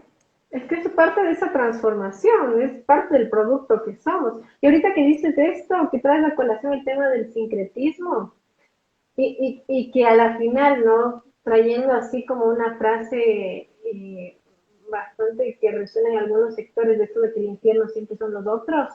Me acordaba mucho de que justamente en algunas narrativas de indígenas eran los demonios blancos. Ujú, Y para los españoles muchas veces los demonios eran los chamanes o los santeros también. ujú. Entonces, ¿cómo también desde esa posición vamos articulando esa alteridad? Vamos, no articulando, incorporando esa alteridad desde esa lógica de lo demoníaco, ¿no? Aquello que se distancia de mí, aquello que está en contra de mí, aquello que es demoníaco. Y cómo también algo de eso resonará también en nuestra relación con el otro, que representaría esto extranjero, esto lejano, esto distante. Exacto, exacto. Como una hipótesis, ojo, Sí, ¿no? yo te puedo decir ahora que dices esto es súper interesante, como yo te digo, como migrante y como residente, yo te puedo decir ya desde las dos perspectivas que los demonios no solamente tienen esa forma de las películas, esa forma que nos han pintado en la iglesia de las cosas puntiagudas y de las caras monstruosas. Yo creo que nosotros demonizamos todo, o sea, llega un punto en el que nosotros demonizamos todo y lastimosamente hay una realidad que hay que enfrentar y nosotros demonizamos mucho a lo desconocido y a lo extranjero. Como ecuatorianos y en general en muchos sitios pasa eso. Entonces, ante todo lo que te estorba, ante todo lo que no es tuyo, ante todo lo que se siente ajeno, uno como que simplemente trata de comenzar a ponerle todo lo, inconscientemente a veces y conscientemente, todo como lo malo, ¿no? Digamos así. O sea, todos estos calificativos, pones la visión, afinas la visión y comienzas a ver todo lo malo. Cómo come, cómo se ríe, cómo habla, cómo se viste, todo, todo, todo. Entonces, incluso no solamente con los extranjeros, sino con todas las prácticas nuestras mismo, con lo indígena. ¿No? Es de que, o sea, las cosas como ellos hacen, es como un separarnos, ¿no? Es como un decir, esto no es mío, esto no me pertenece. Entonces, no hay solamente una demonización en este aspecto de nuestras cosas, ¿no? En este tema de los sueños también, nosotros nos creamos los demonios a diario, demonizamos las cosas y es súper complejo porque es difícil hacer que la gente haga conciencia de esto y que se haga también responsable de estas actitudes. Y, por ejemplo, yo cuando estaba en Polonia, yo te digo, afortunadamente nunca sufrí ninguno de estos episodios de racismo o de xenofobia, porque sé que hay. Pero me contaron algunos ecuatorianos allá y ellos sí la pasaron mal. Entonces hay también este tema de la mirada, ¿no? Ujú. Y tú con la mirada santificas o demonificas algo. Entonces tú con la mirada bajo las creencias o bajo el sistema de creencias con el que creciste, tú ya dices esto es divino, esto es sacro, esto es sagrado, esto es inmaculado. Y del otro lado pones como quien dice, a la derecha y a la izquierda mandas las cosas, separas y al otro lado pones todo aquello que no conoces y que a veces ni siquiera te das la oportunidad de conocer. Y eso es súper complejo. Y es loco, ¿no? Porque se escucha dentro del espacio clínico cómo se juega la cuestión moral desde estas entidades, o sea, todo lo que imaginemos, y un ejercicio que a mí me gusta como llevar mucho en el trabajo es, pensemos todo lo que decimos que está bien o está mal en el día. Todo lo que decimos, esto hice bien, esto hicieron mal, esto no está bien, esto está mal. Todo el tiempo ese juicio religioso, porque se inscribe en Ujú. ese orden, más allá de qué religión, salgamos también de la lógica, a veces pensamos el tema de la religión solo desde lo judío cristiano occidental, cuando nos atraviesan un montón de lógicas, no necesariamente iguales, no necesariamente similares, pero pensando desde esa dinastía de lo moral, ¿no? ¿Cuántas veces estamos calificando desde ese lugar y la culpabilidad everyday en todo lado? Pero así pasa y así mismo nos toca, nos la vemos. La PAME se la ve, yo me la veo, así es. Y de ahí parte, ¿no? De mirar y luego ver qué se hace. Pero continuando con esto de deidades y demonios, hay como tres respuestas más. La primera, del orden de lo político, porque últimamente demonios y político resuena. Por ahí decían el tema de la Asamblea Nacional. Ahí está llena de demonios y demonias. Un comentario. Por ahí también decían, voy a dejar esto aquí, es una narrativa de la leyenda de Cantuña, que ciertamente nos enfrenta también a esto, que es un link que les voy a dejar también al final, de gran contribución de Mario Guarderas, a través de su contexto sociocultural y también la perspectiva culturista de la época, además del Javier Ceballos, es un bacán. Entonces ahí vamos a caminar. Y que irónicamente es un encuentro entre la iglesia y lo demoníaco, ¿no? Ujú. El pacto con el diablo para acabar ese, iba a decir tributo, pero no sería en sí un tributo, sino también, bueno, lo voy a decir como lo iba a decir, este pacto con el diablo para acabar un tributo a Dios, justamente, ¿no? Es como muy humano, ¿no? Es como esa rendición de los placeres hacia aquello que es lo moralmente correcto, siempre ese juego. Y en particular, ¿tú qué piensas al respecto? Sí podría ser, pero sabes que yo lo estaba pensando ahorita y yo siento que también vuelve un poco a esto, este tema del, de esta mezcla cultural, ¿no? De lo que representamos en el mito, en la leyenda. Y está ahí pues la parte de lo indígena, está la parte de lo español, pero también yo creo que está todo este tema de, ahí está digamos, es complejo, por ejemplo, en Cantoña analizar el bien y el mal, ¿no? Ujú. ¿Cuál es el bueno? ¿Cuál es el malo? Desde nuestra perspectiva, ¿no? O sea, ¿quién es el que está obrando bien? ¿Quién es el que está obrando mal? Y de qué lado te pones, porque aquí también hay una cosa bien simpática, que cuando tú hablas del bien y el mal, hay que coger bandos, porque tienes que coger un bando, porque tú no puedes mantenerte como ahí en un limbo, tienes que decidir, ¿no? Decidir si te vas por el camino de los dioses, digamos en este caso en lo católico, el camino del Señor, o si te vas por el camino del diablo, ¿no? Entonces ahí también hay mucho, se juega esto de la responsabilidad subjetiva, digamos así, de nuestro campo, pero también es esto de la gente de que le toca coger bandos, de que le toca escoger y decidir. Y a veces es pesado porque ¿cuál es el bueno y cuál es el malo? Por ejemplo, voy a traer un ejemplo que tal vez no sea tan aplicable a lo que estamos hablando, pero me acuerdo que un episodio de La Casa de Papel, no sé Ujú. para los que han visto, perdón si les spoileo. Yo A mí, también, a, estamos a mí leyendo. me marcó hartísimo, no me marcó hartísimo, pero me llamó mucho la atención, porque llega un momento en el que la inspectora del caso, de la historia, dice, es que yo ya no sé quiénes son los buenos y no sé quiénes son los malos. Entonces, ella se queda en esa disyuntiva, entonces tú socialmente en este constructo tú dices, los policías, la ley, todo lo legal y todo esto encarna lo bueno, ¿no? Y esta gente que se mete a robar y a cometer crímenes encarna lo malo. Ujú. Pero cuando tú te pones a pensar, no siempre lo que es legal es lo bueno y no siempre lo que está fuera de la ley es lo malo. Entonces hay una cosa súper compleja y yo creo que la leyenda de Cantuña nos trae a este debate, ¿no? Entonces, si tú sientas a todo un grupo de académicos, de gente común y mortal, eso va a estar súper interesante, porque te van a dar muchos argumentos para decirte quién está del lado de lo, digamos, de lo sagrado y quién está del lado de lo malévolo, ¿no? Pero te das cuenta que al final del día también Jung explica un poquito esto, porque en los dos hay un poco de cada cosa. En los dos Ujú. hay un poco de luz y hay un poco de oscuridad. Entonces, el diablo, al mismo tiempo que está tratando de hacer un trato no tan legal y engañoso, Cantuña también está en las mismas. Entonces, a la final es como un poco más de este tema de supervivencia, más allá del bien y el mal. Es solamente este tema de sobrevivir y de buscar una forma de engañarse uno al otro. Y en esto del engaño del trickster está mucho relacionado con la sombra, ¿no? Es como sacar esas cosas que tal vez sabes que no deberías hacer, pero que en cierto punto de la vida te toca terminar haciendo porque es una forma como de seguir adelante, una forma de sobrevivir. Tengo un montón de palabras en inglés, perdón si no traduzco bien. No hay ningún problema. Aquí los vamos emprendiendo en el lugar del inglés. Y que se me viene a la cabeza una cuestión también alrededor de todo lo que acabas de mencionar que me parece genial y siempre a favor de Dios, porque construyen Ujú, la iglesia. ujú. Los Me dos parece están a favor de Dios a la final del día. a la Sabes, final. perdón que te corte, es algo súper interesante porque estaba leyendo sobre la etimología de los demonios y cuando tú lees que viene del griego, ¿no? De daemon y de daimon, tú Ujú. entiendes de que para los griegos, al menos en cómo se construía el término, ellos no hablaban de nada malévolo en el término, no hablaban de nada maligno o nada negativo. El término, de hecho, era como se refería a dioses menores de la mitología.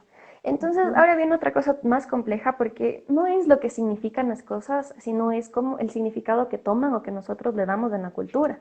Entonces, con el pasar del tiempo, cuando llegó este tema de la Edad Media, ellos ya se decidió que todo lo que tenía que ver con la palabra demonio o daemon o demoníaco, porque incluso tú ahora has visto que hay mucha gente que evita nombrar a los niños, por ejemplo, Damián o Damon mismo, que es como un nombre, por ejemplo, en inglés hay un nombre que es Damon, pero hay mucha gente que evita como estos significantes de estos nombres porque dicen que Claro que no, que conozco eso, el nombre de eso Damon. está, eso está relacionado con el mal, ¿no? Entonces ahí eso también, esas cosas son como súper interesantes, ¿no? De analizar. Porque ahí tengo una anécdota que espero esta persona nunca escuche porque en realidad, pero bueno, antes de la anécdota quiero decir otra cosa y es que justamente es eso, ¿no?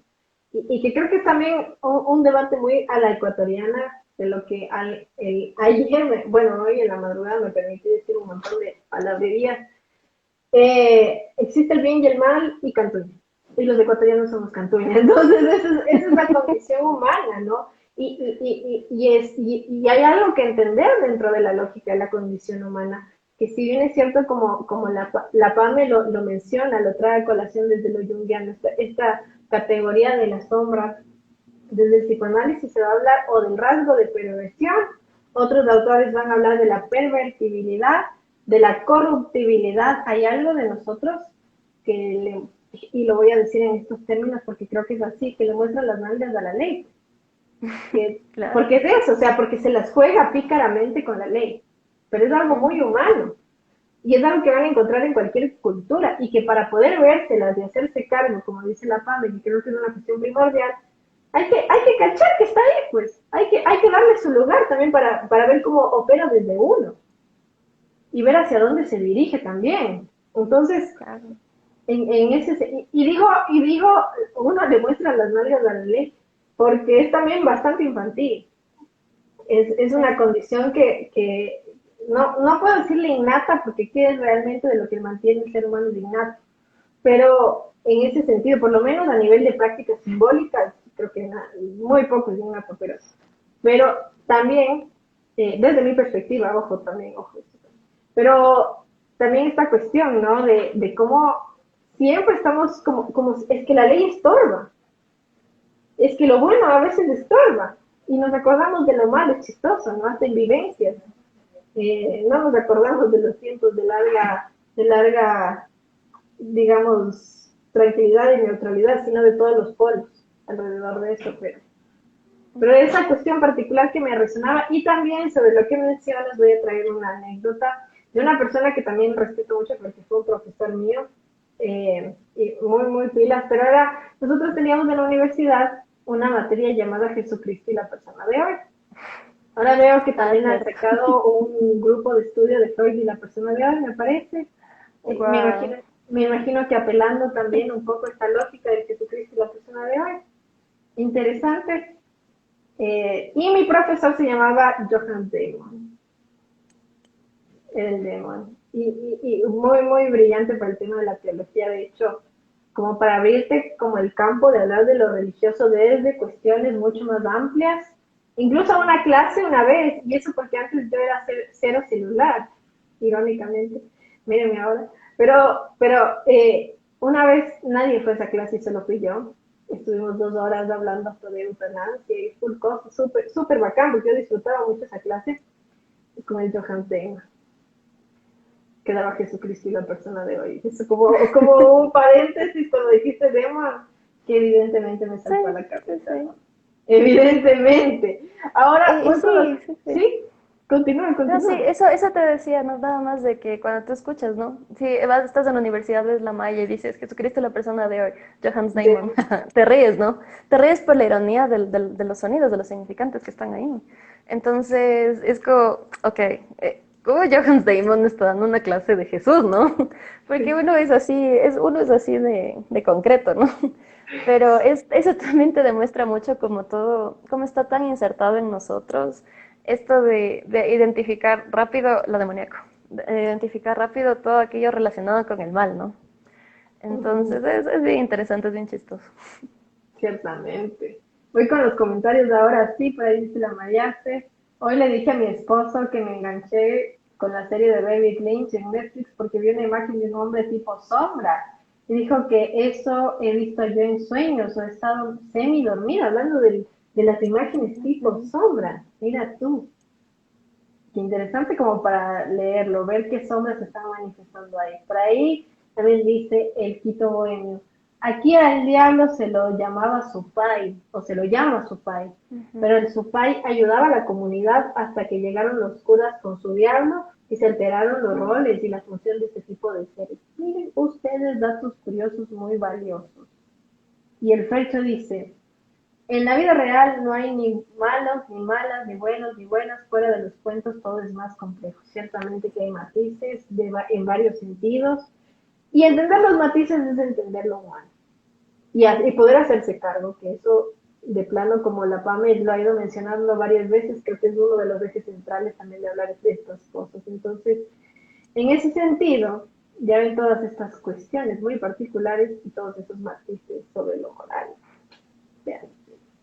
Ahora sí continúo, ¿no? Como para darle cierre a estos comentarios sobre demonios y dioses.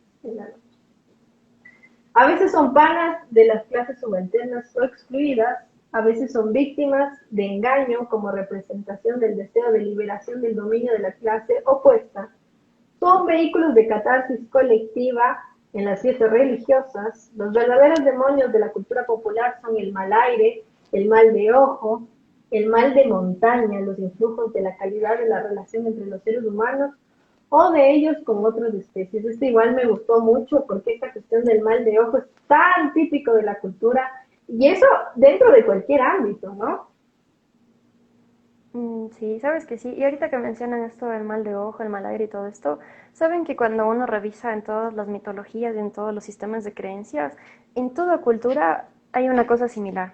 Y en toda cultura también hay algo, algún amuleto, alguna pulsera, como algún elemento para protegerte de eso, ¿no? Porque siempre tiene que haber esta cuestión de materializar algo que te pueda defender para que no estés tan expuesta como tan abierta a algo. Entonces tienes los escapularios, tienes el agua bendita y tienes las estacas y el ajo para los vampiros y tienes la pulserita que le pones al niño cuando nace y tienes toda esta serie de cosas. Claro, porque ves que el bien y el mal, esta noción de, más allá del bien y el mal, como de cierto título, más allá del bien y el mal, es esta noción de que hay algo que te puede mantener vivo, hay algo que significa vida, hay algo que representa muerte, ¿no? Hay algo que, y no solo que representa, sino que, ajá, es un riesgo, es como que es una amenaza, ¿no? Entonces, en toda cultura hay estas dos nociones, ya como cada cultura la lea es distinto.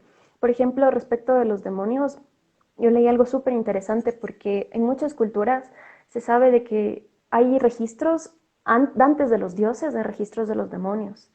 Entonces, de algún modo yo siento que el Dios llega para protegerte de eso que estuvo primero. De eso como, digamos, no sé, se puede entender tal vez que el mal estuvo ahí antes que el bien, si es que queremos usar esos términos. Y, por ejemplo, habían los egipcios, ellos ya distinguían dos tipos de dioses. Bueno, algunos, pero digamos, en los demonios, habían dos tipos de demonios. Uno era como un guardián y otro era un poquito más, como un poquito más peligroso. Pero siempre había como esta noción, había una diferenciación, no era totalmente una demonización de estos demonios, ¿no? Les daban funciones, tenían una función y a la larga también eran un vehículo de comunicación con aquello, como digamos, divino, con aquello sagrado. Entonces no era algo tan demonizado como nosotros, tan negativo como nosotros lo vemos ahora, ¿no?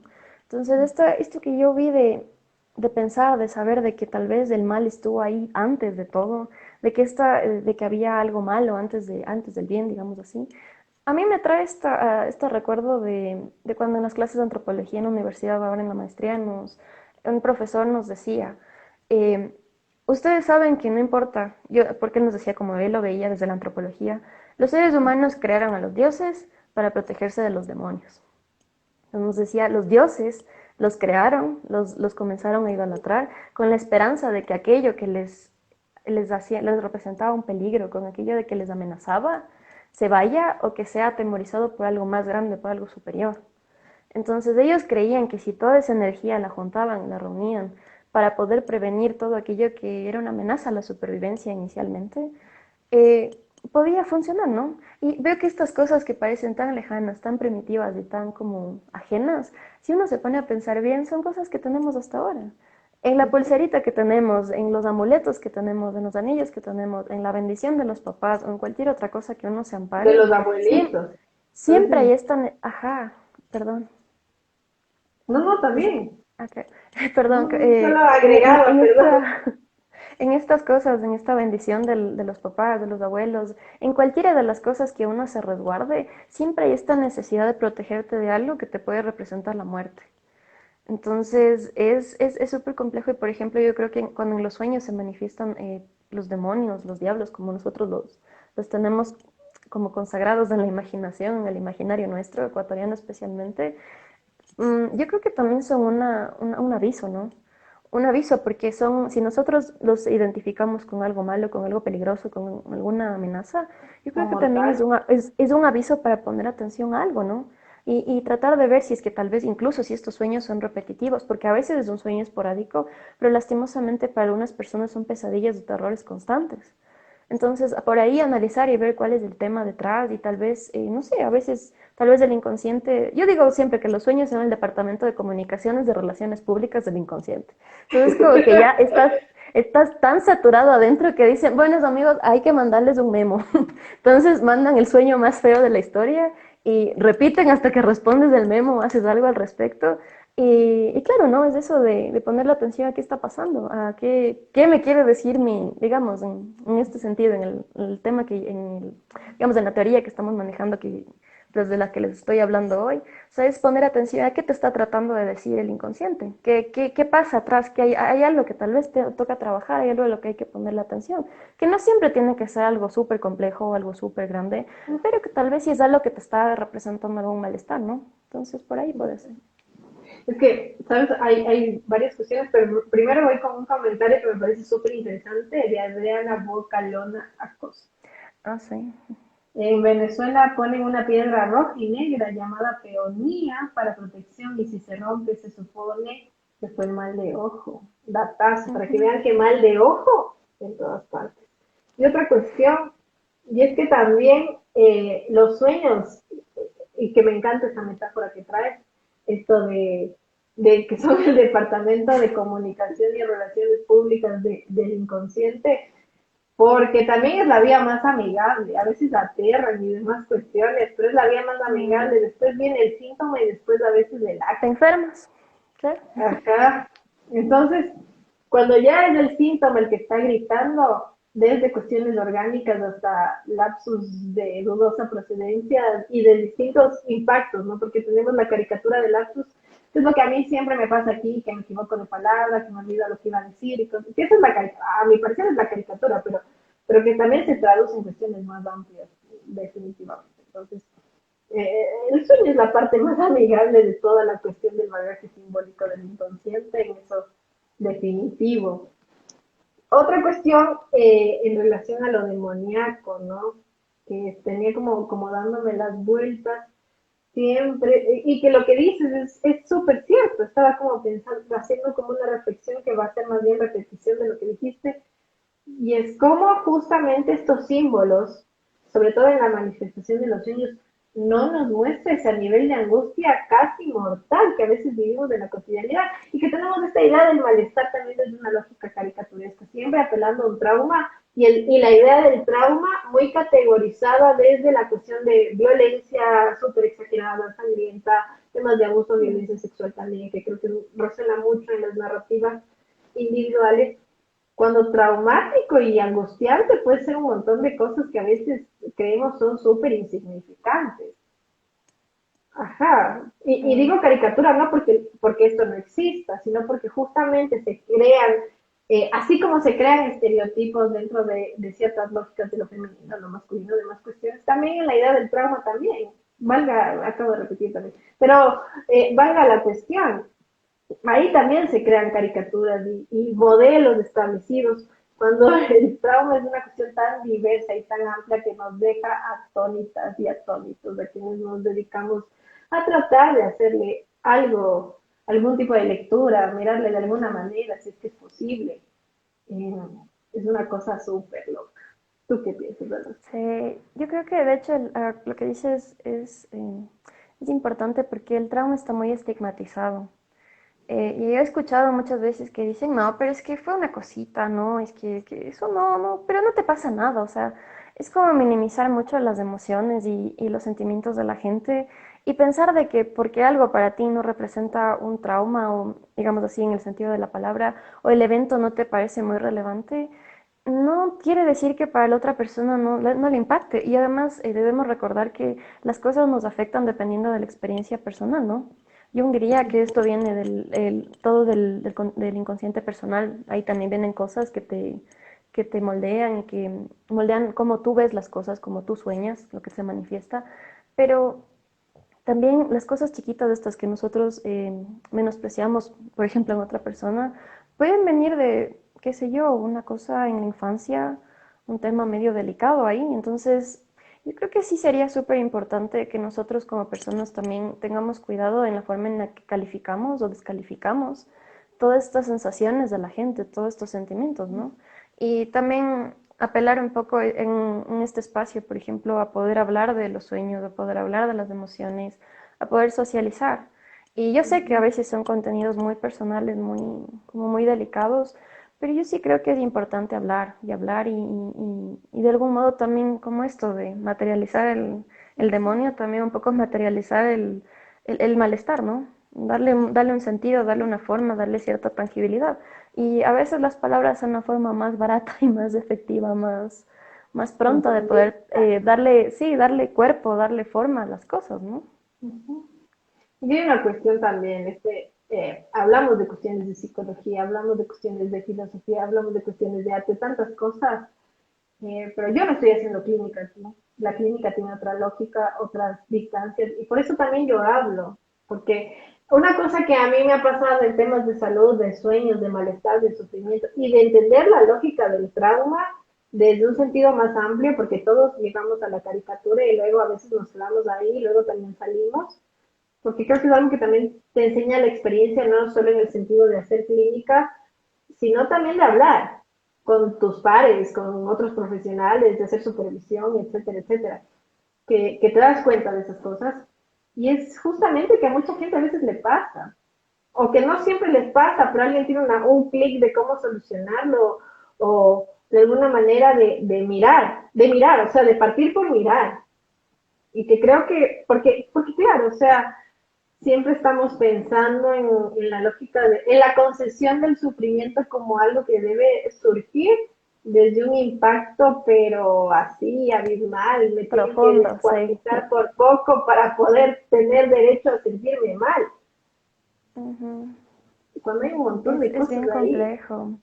Ponte, lo que estaba leyendo hoy para poco compartir con todos, me di cuenta de una cosa, por ejemplo, cuando Jung trabajaba con los pacientes y cuando hacía los análisis, él era muy minucioso, ¿no? Y una cosa que él decía es que al sueño hay que tomarlo por lo que es una divergencia con Freud, ¿no? Porque Freud sí tiene un poquito esta sensación o perdón, no es la palabra. Freud tiene esta noción de que el sueño es engañoso, ¿no?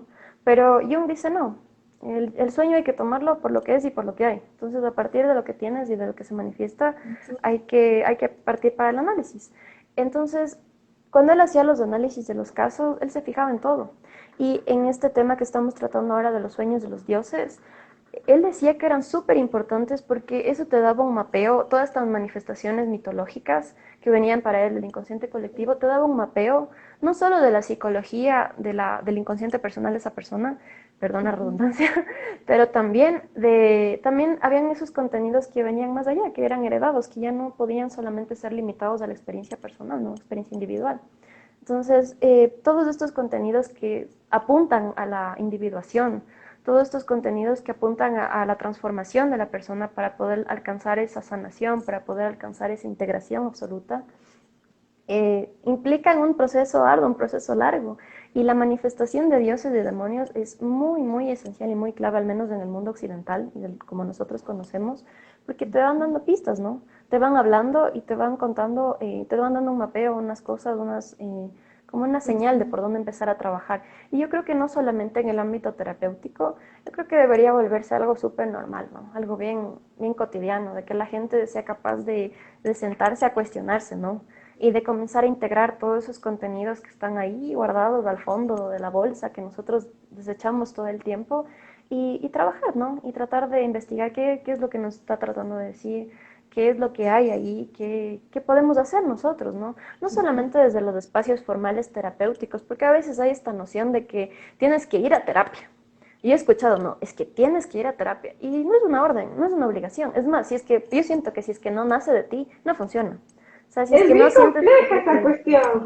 ajá, si es que no sientes que es como, o sea, no nace de ti empezar un proceso, tal vez, no en todos los casos, ¿no? Pero yo sí siento que tienes que tener como esa voluntad, esa necesidad tal vez de empezar a trabajar y determinados temas, porque a veces cuando vienes con demandas terceras, terminas trabajando algo que de verdad no necesitabas tal vez.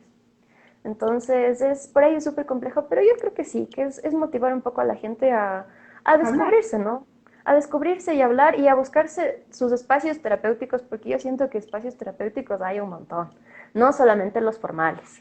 Y al menos en estos tiempos de pandemia que se ha cortado mucho esta posibilidad de tener un contacto físico, es bueno como encontrar los espacios que nos permitan a nosotros a trabajar cosas, trabajar temas y alcanzar cierto, digamos, bienestar, ¿no? Al menos si es que no se puede hablar de un bienestar como tal, aliviar ciertos malestares, ¿no? Porque vivir con malestar, vivir con una piedrita en el zapato todo el tiempo no es agradable. Entonces es de invitar a la gente que, por ejemplo, en este caso que estamos trabajando, yo sé que no les podemos aportar, al menos de mi lado, yo sí, a veces me siento súper ignorante, porque siento que sabemos tan poquito respecto de todo lo que hay en el mundo, pero sí es un poquito abrir estos espacios para invitar a la gente a indagar, ¿no? A pensar, a descubrir, a cuestionarnos todo esto y a ver qué nos dicen los sueños, ¿no? ¿Qué me querrá decir así la niña que no se soltaba de la pierna o el tsunami o esta persona que tal vez sigue impactada por el sueño que tuvo respecto de la pandemia, ¿no? Porque debe ser así una cosa que le está dando vueltas en la cabeza, que ya es un año, y debe ser un sueño anterior, ya más, tal vez más de 13 o 14 meses. Entonces, un poco invitar, ¿no? A hablar, a socializar y tal vez, no sé, a aliviar Porque cosas que todavía están se ahí recuerda guardadas. eso. Claro. Ajá, porque también no es una coincidencia que recordemos lo que recordamos. Y lo que acabas de decir para mí es como fundamental. Un montón de cosas que dijiste, ¿no? Primero, es interesante como una de las cosas, esto como en términos generales, y tal vez también lo hablo más desde la condición de en su momento de paciente, porque actualmente no soy paciente, pero uno va a trabajar culpas y cuando posicionamos el tema de la terapia, porque mucho de lo que uno termina trabajando es eso, ¿no? Me siento culpable por X, Y, Z, etcétera. Pero, y es chistoso cómo a veces cometemos esta cuestión errónea, también porque desde el lado profesional también lo hacemos. O sea, uno también le ha dicho, es que todos tenemos que ir a terapia, en algún punto uno también se adscribe por múltiples razones y de hecho es una pregunta que hay que trabajarlo en terapia, cuando estás así desde esa lógica. Porque se vuelve un mandato. Y es chistoso porque vas a trabajar culpas y le haces sentir culpable a la gente de que no vaya a terapia. Entonces es como una cuestión bien particular, ¿no? Porque justamente, y creo que esa es una palabra genial, bueno, no, un conjunto de palabras.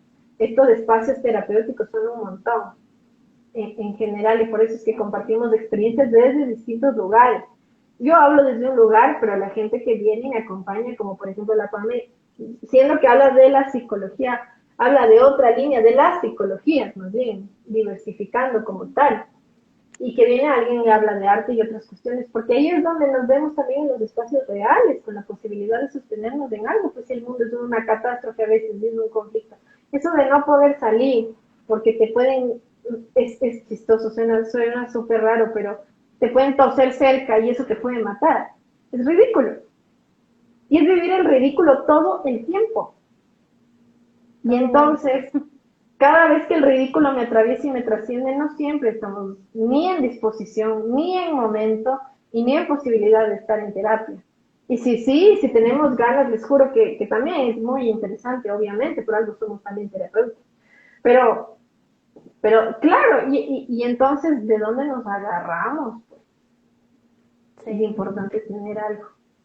Sí, ponte, ahorita que mencionas esto, todo este tema de la pandemia, yo siento que ha traído mucha desintegración en general, a todo nivel, económico, social, afectivo, psíquico, emocional. Yo siento que nos ha roto un poco. No sé si para bien, para mal, depende de cada caso, ¿no? Pero yo sí siento que ha habido una ruptura de muchos lazos, en muchos sentidos. Y eso supongo que va a traer una reestructuración, pero yo considero que en tiempos como estos sí es súper importante recalcar el valor del símbolo, ¿no? El símbolo en tanto una unidad integradora, el símbolo en tanto una unidad que te permite como sostenerte. Creo que en estos tiempos es más que necesario, es imperioso como que se rescate ese valor, ¿no? Entonces, que la gente a través de sus comunidades, desde sus sitios, desde su escritorio, desde todo lado, como que se repiense y piense mucho cuáles son los símbolos de su vida, cuáles son los símbolos que le rigen, cuáles son los símbolos que te sostienen. Porque a la larga, cuando hay esta ausencia del símbolo, del valor simbólico, se pueden producir desintegraciones complejas, ¿no? Y ahora uno, al menos de lo poco que estamos trabajando, que se puede aportar en asistencia, en terapia, uno escucha y es tangible, y es verdad. Entonces, sí es un poco apelar a esta importancia del valor simbólico, ¿no? Que a veces porque la sociedad está tan racionalizada, está tan orientada hacia todo lo técnico, lo racional, lo muy, yo le llamo lo muy cuadrado, lo muy restringido, tratas de buscar respuestas limitadas, respuestas menos angustiantes a veces, ¿no? Entonces sí creo que es súper importante cuestionarnos y buscar todas esas cosas que nos sostienen, esas cosas y no solo a nivel individual, también, no sé, ahora que estamos conviviendo bastante con la familia tal vez, es buscar qué nos sostiene como grupo, como colectividad, ¿no? Cada uno tiene su propia comunidad en casa, ¿no? Ya en los Nuestra barrios, familiar. ya en las empresas, ya en todo lado, ¿no? Entonces es ver qué nos sostiene como familia, qué nos sostiene como individuos, como grupo y ver cómo se puede evitar que esta desintegración nos siga comiendo, porque la situación no es algo que va a terminar hoy o mañana, la situación es algo que realísticamente va a ir como algunos meses más, quién sabe, tal vez otro año más. Entonces, esto sí puede traer ciertos riesgos, yo pienso, y ahora, sobre todo en la práctica clínica, es evidente, se puede ver estas cosas, ¿no? Ujú. Cada vez promete menos también, basándome más que nada en los medios de comunicación. Es una cosa bien compleja y en ese sentido también quería mencionar algo que llevo diciendo, creo que como vieja latosa, los últimos 4 programas, la palabra es del acto revolucionario. Acuérdense, o sea, así como cuando dijimos dentro de hablar de la feminidad, de ser mujer en la cultura, de vivir la feminidad desde lo masculino, vivir la masculinidad desde lo femenino, ¿qué demonios y qué deidades rigen nuestra historia familiar, nuestra historia Ujú. individual, ya que estamos hoy en este tema? ¿Cuántas veces hablamos de eso? Justamente, y a veces es chistoso porque claro, cuando viene la más conservadora o el más conservador de la familia y empieza con sus historias de verdad, dijiste que la iglesia, que todo eso, pues como ya, pues o sea, mucha nota, pero en ese mucha nota no estamos escuchando algo que realmente tal vez aunque uno trate de deconstruirse, aunque uno trate de mirar más allá de la ideología tradicional, de la hegemonía, está ahí taladrando, está ahí, bate que bate chocolate, entonces, esa vaina tenaz. Yo últimamente ando usando mucho la vaina tenaz, esta frase, porque creo que es de eso, o sea, es literalmente como el taladro del dentista, prendame. Así funca, ¿no? Me voy con los comentarios porque ya se me ha hecho muy mala costumbre atrasarme. Que también palabras tuyas muy valiosas, Pablo, sinceramente. Ahí dice el Eric, una de las particularidades del sueño es que te puedes encontrar con personas de cualquier momento. Para una persona con trauma debe ser fuerte acceder en el sueño de esos memorias. Yo he escuchado muchas cuestiones alrededor de eso, son muy particulares. Entonces, esos encuentros, y a veces incluso atravesados por la lógica de la muerte, ese lugar de acceso al otro a veces. Es una cosa a veces bellísima. Por ejemplo, eso en mi caso sí me ha pasado. Soñar con ese ser amado al que ya no puedes acceder y tener esos diálogos que no puedes repetir, ¿no? Y en algún momento dentro de esa lógica de la manifestación pensaba en que no me acordaba la voz de alguien. Y qué dolor no acordarse de eso, pero que en algo del sueño puedas rescatar la posibilidad si quieres. Sí, de hecho Jung mencionaba sobre eso y él considera mucho el tema de los sueños, que los sueños son compensatorios, ¿no? Que los Ujú. sueños vienen son compensatorios como mensajeros, porque te van diciendo algo, van compensando algo, ¿no? Un tema que por ahí no está trabajado, pero también creo que son compensatorios de muchas cosas por ejemplo, de duelos, ¿no? Y Ujú. ahora en la pandemia, yo creo que el tema del duelo se ha visto súper afectado. Y mucha gente no ha tenido la posibilidad de vivir o completar el duelo de la forma en la que nosotros estamos acostumbrados, ¿no? Porque en terapia tú puedes decirles, es que verá, no, pues que usted puede hacer el duelo simbólico y puede hacer esto y esto y esto y estos rituales y todo, que te pueden ayudar a aliviar en algunos casos, sí, pero culturalmente estos encuentros, este funeral, este llorar, esta ceremonia, todos estos rituales son súper importantes.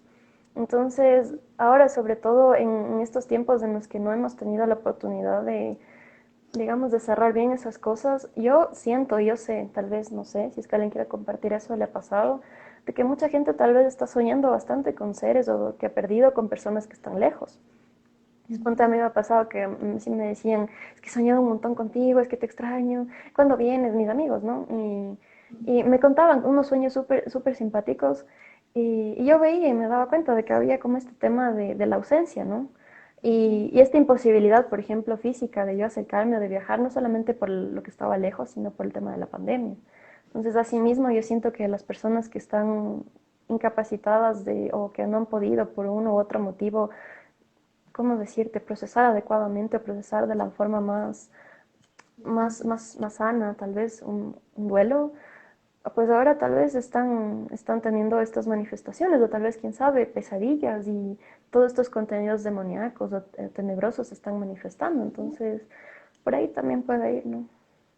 Y ahora que mencionas el tema de la muerte, el duelo y demás cuestiones, dos puntos que se me vienen a la cabeza. Primero, que el tema, esa necesidad del duelo es tan grande que al final aquí la gente sí está haciendo funerales. Y Ujú. a veces uno escucha como que un montón de gente se contagia en los funerales, hasta noticias llegan a ser. Porque claro, o sea, no hagas no te la juegues con ese símbolo, como dice la PAMI. ¿Y qué haces entonces? ¿Qué haces? Eso por un lado, y por otro lado, justamente que los arquetipos bueno, no arquetipos, bueno, estos símbolos de lo demoníaco y de las deidades nos remiten a la experiencia de la muerte también, al otro También te mundo. integran. Al final del día también sirven para integrar, ¿no? Ujú. Y que vienen a ser como matizantes, ¿no? Siempre hay, yo me acuerdo mucho en las clases de la Ana Tibau, por ejemplo, más que nada, que es junguiana. Me acuerdo que la Anita decía como esto de la luz, al final del túnel, ¿no? La luz, Ujú, hacia dónde te diriges. Esto es el sabio, creo que hablaba del sabio, no sé si el arquetipo de este hombre con barba, y que ujú, hay arquetipos de la muerte, ¿no? también, Que sí, son estas también. figuras que un montón de gente ve y que a veces se asocian dependiendo de ciertas perspectivas y del momento de la vida, a lo demoníaco, yo estoy mezclando, y la cuestión de los dioses o Dios, dependiendo de las creencias. Ujú. Sí, Es hay ves que importante. está todo este tema, perdón, todo este tema de la muerte, todo este tema de los funerales, y esto está muy atravesado por la religión, ¿no? Entonces ahí todo lo que no tiene que ver tal vez con la vida, o todo lo que no nos enseñan, que es celestial, que es divino, lo calificas como del diablo, ¿no? Entonces se va para el otro lado y es algo a lo que le tienes que temer. Y a veces yo siento que mucha gente debe preguntarse, ¿no? ¿De verdad tengo que tenerle miedo a esto? ¿De verdad esto me da miedo? Pero a mí me enseñaron que tenía que tenerle miedo a esto, pero ¿de verdad esto me aterra? ¿Y por qué? Entonces sí es importante y sí hay arquetipo, y sobre todo también se asocia con el de la sombra, ¿no? Porque es toda la oscuridad, es toda esa ausencia de luz. Pero yo siempre pienso que la sombra es necesaria, porque yo la asocio un poco con esto del día y la noche o de las estaciones, ¿no? No puede haber un verano perpetuo, o sea, si hay un verano perpetuo habría muerte eventualmente. Entonces yo creo que la sombra es la oportunidad también para que la vida tome un descanso y pueda seguir adelante y pueda, digamos, la luz pueda volver a iluminar, ¿no? Entonces, sí, es un poquito esto, sacarnos las ideas, yo los digo, yo la llamo, pero con disculpas a los que sean muy religiosos, o sea, un poquito, salirnos un poco de todos estos esquemas religiosos y repensar las cosas, ¿no? Y repensar si de verdad para ustedes o para alguien algo es de verdad así como malo o algo es tenebroso y por qué. Y se van a dar cuenta de que hay muchas cosas que le tenemos miedo sin motivo. Y porque el motivo no era nuestro, el motivo, el miedo era ajeno. Entonces hay un poquito invitarles a repensarse ciertos miedos, ciertas cosas que les estén como ahí acechando un poco, ¿no? Solamente dice la María, el funeral es cerrar un capítulo y nos jugamos desde ese lugar. Por eso también a veces es complicado porque uno también en la crisis se vuelve rígido y esto del bien y el mal se vuelve un arma. Entonces, chuta, se contagiaron en los funerales, qué ves, qué inconsciente. Es complejo.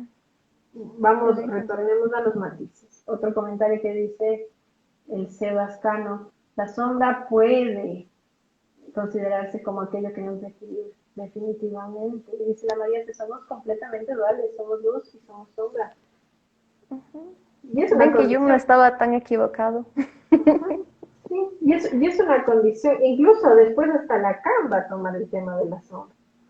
En Sí, algún señora. punto va a decir, hola, sombra, chévere, inconsciente. Sí, Pero, señor. pero en ese sentido, uno hasta crea desde ese lugar. Caso que todo el tiempo somos eterno, como es la pequeña Miss Sunshine, que todo el tiempo es optimista y baila y todo. Caso que todo el tiempo estamos ahí con cintas en el entretenimiento absoluto, pues uno también se apaga. Y a veces qué rico apagarse, incluso para desahogarse y demás, ¿no? Esta idea de la felicidad perpetua y que también me vino una cuestión a la cabeza, ya que llegamos a la parte de la oscuridad y todo eso, ¿no? Que tengo que darle como cierta gratitud a ciertos fenómenos televisivos de los 90 y los 2000, ¿no? O sea, esta cuestión de las series, desde Brujas, que ya la hablábamos el programa anterior, Sabrina. Sabrina, Charlotte, estos dibujos animados de monstruos, donde aparecía la figura de la gótica y ya no era la gótica recluida y malvada, sino justamente alguien que viene a tener un sector protagónico. Yo sé que es mucho entretenimiento, mucho Disney Channel, Nickelodeon, yo que sé dónde aparecían, no me acuerdo muy bien. Pero estas figuras para nosotros, niños de los 90 80 incluso 70, porque también este lugar de dimensión desconocida, o sea, esos espacios de la cultura popular donde nos jugamos, incluso pasado y confeso, o sea, y esta otra serie, ¿cómo se llama esto? Se me fue historias personales. Historias Puta, yo sí, personales. hasta ahora, verás que yo sí me la busco en YouTube a veces.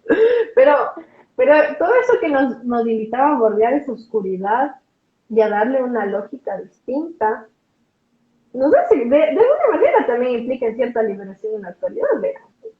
Más allá de cualquier cosa, porque la tele no está para criar, ni está para educar, está para entretener. Pero, pero fuera de eso, también reposiciona nuestro lugar en el mundo. O sea, y son estos matices dentro de la lógica popular, estos referentes que a veces habilitan conductas y habilitan la posibilidad de que la sombra sea. ¿A quién no le tranquiliza que esa sombra que aparece en la noche sea suya? Así de simple. No, pues sí. Sí, sabes que lo que dijiste es cierto. En la sombra también se crea, ¿no? Y ahí está esta importancia que se recalca en la psicología analítica de mucho de balancear, ¿no? De que no dejes que la sombra te coma. Porque no es que la sombra es mala de por sí, ¿no? La sombra tiene una función, tiene un sitio, tiene un lugar y está cumpliendo como con un rol. Entonces, de entender cuál es o sea, cómo funciona tu sombra, cómo funciona en ti toda esa parte, digamos, más reposada. Yo no le llamo oscura. A mí me gusta llamarle como esa parte un poco más, digamos, más tímida de uno, ¿no?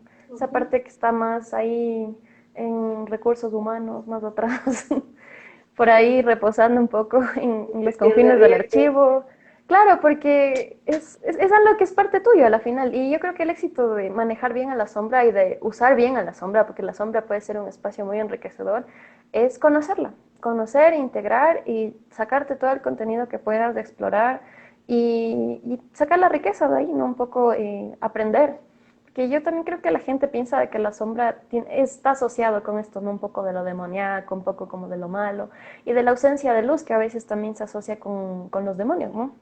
Ujú. Pero en realidad hay que darle un poquito un significado más orgánico, creo yo. O sea, un significado más como de reposo, un sitio de descanso, un sitio donde de reserva también, porque yo sí he visto mucha gente que en los momentos de crisis ha sacado la sombra y ha sobrevivido. Entonces no se puede hablar de la sombra como algo mortal o como algo letal, sino también tiene que tratar de verse como lo que es, ¿no? Como una parte esencial del funcionamiento psíquico, al menos de la forma en la que lo vemos. Y yo creo que todos podemos diferir mucho con la teoría de Jung. Yo sé que mucha gente apoya bastante o es más afiliada al tema psicoanalítico, otras corrientes, pero todos podemos concluir de que todos sabemos que, como dijo un comentario de una de nuestras compañeras esta noche, todos somos luz y sombra, ¿no? Tenemos algo de luz y oscuridad. Y es, en esencia, lo que plantea Jung es eso, ¿no? Es descubrir, es aceptar e integrar todas esas partes y no rechazar, ¿no? Es hacerse cargo, es apropiarse para disfrutar también de los beneficios de la sombra, porque ¿quién dijo que el lado oscuro era aburrido, no? ¿No? Como hablábamos en algún momento en la entrevista sobre el bien con el Alfonso, que también nos va a acompañar muy pronto, otra vez, a la final uno se acuerda más de los malos, eso está el lado divertido de la página. O sea, mi villano favorito, ¿qué pasa? O sea, hasta ese punto, tanto que ahora incluso Disney está creando toda una oda a la línea de la villanez, ¿no? Empezaron con Maléfica, se están yendo ahora con la señora de los perritos, que se me acaba de ir el nombre Cruella de durísimo, Vil. Cruella de Vil, que me encanta su pelo. Eh, entonces, hay algo de esa, entre comillas, maldad, ¿no? O obscuridad, o como dice la PAME, ¿no? Oscuridad, pero aquello que metimos en un baúl, pero que sigue ahí. Aquello que archivamos, y pero que sigue en el disco duro, definitivamente. Entonces, creo que esas cuestiones particulares, más allá de lo religioso, que también yo sí les haría la invitación a pensar lo religioso no en términos judeocristianos occidentales, sino todas aquellas definiciones que vienen desde lo espiritual que también nos van como movilizando, ¿no? Y que también lo religioso como una práctica de vivencia es una práctica subjetiva, filosófica también, porque sean católicos, budistas, cristianos, etcétera, etcétera, etcétera, si lo vemos desde esa perspectiva también podemos cuestionarla. O sea, incluso desde la teoría, ¿cómo se sabe que uno aprendió o entendió más la teoría? Porque uno la empieza a cuestionar y hasta se empieza a burlar. Sin que uno deje de estar adscrito o deje de identificarse con algo. De hecho, porque es necesario. Porque es humanizante el lugar del cuestionamiento y del chiste. Pero primero invitarles a eso, invitarles a dialogar, ya saben, yo siempre. Y creo que la mayoría, o sea, de hecho incluso estoy escuchando y me da mucho gusto en otros espacios que hablan sobre y cómo se termina cambiando todas las formas tradicionales, hablando, pues, hablando, acto revolucionario como por excelencia.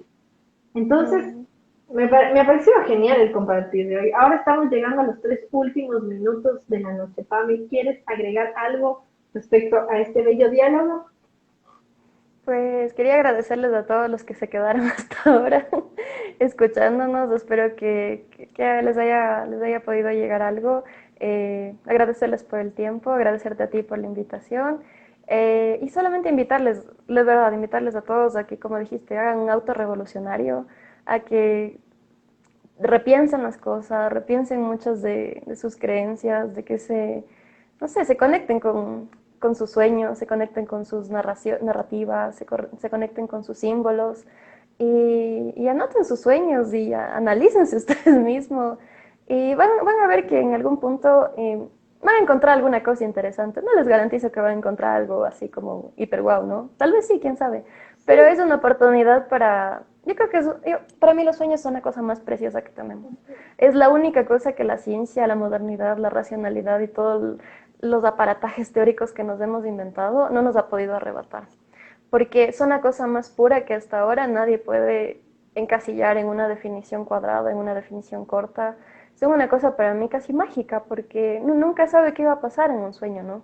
Y además no sabes la naturaleza, y siento que si es que hay algo puro, hay algo que puede conectarnos o darnos un indicio de que hay algo más allá de todo lo que vemos ahora, hay algo tal vez más espiritual, más existencial, son los sueños, ¿no? Entonces sí les invito a todos que se conecten, que abracen sus sueños, que disfruten sus sueños y que en caso de que haya todas estas presencias de demonios, de deidades, las repiensen, ¿no? Y traten de quitarles un poco todo este velo de lo terrorífico y le vean un poco más allá, ¿no?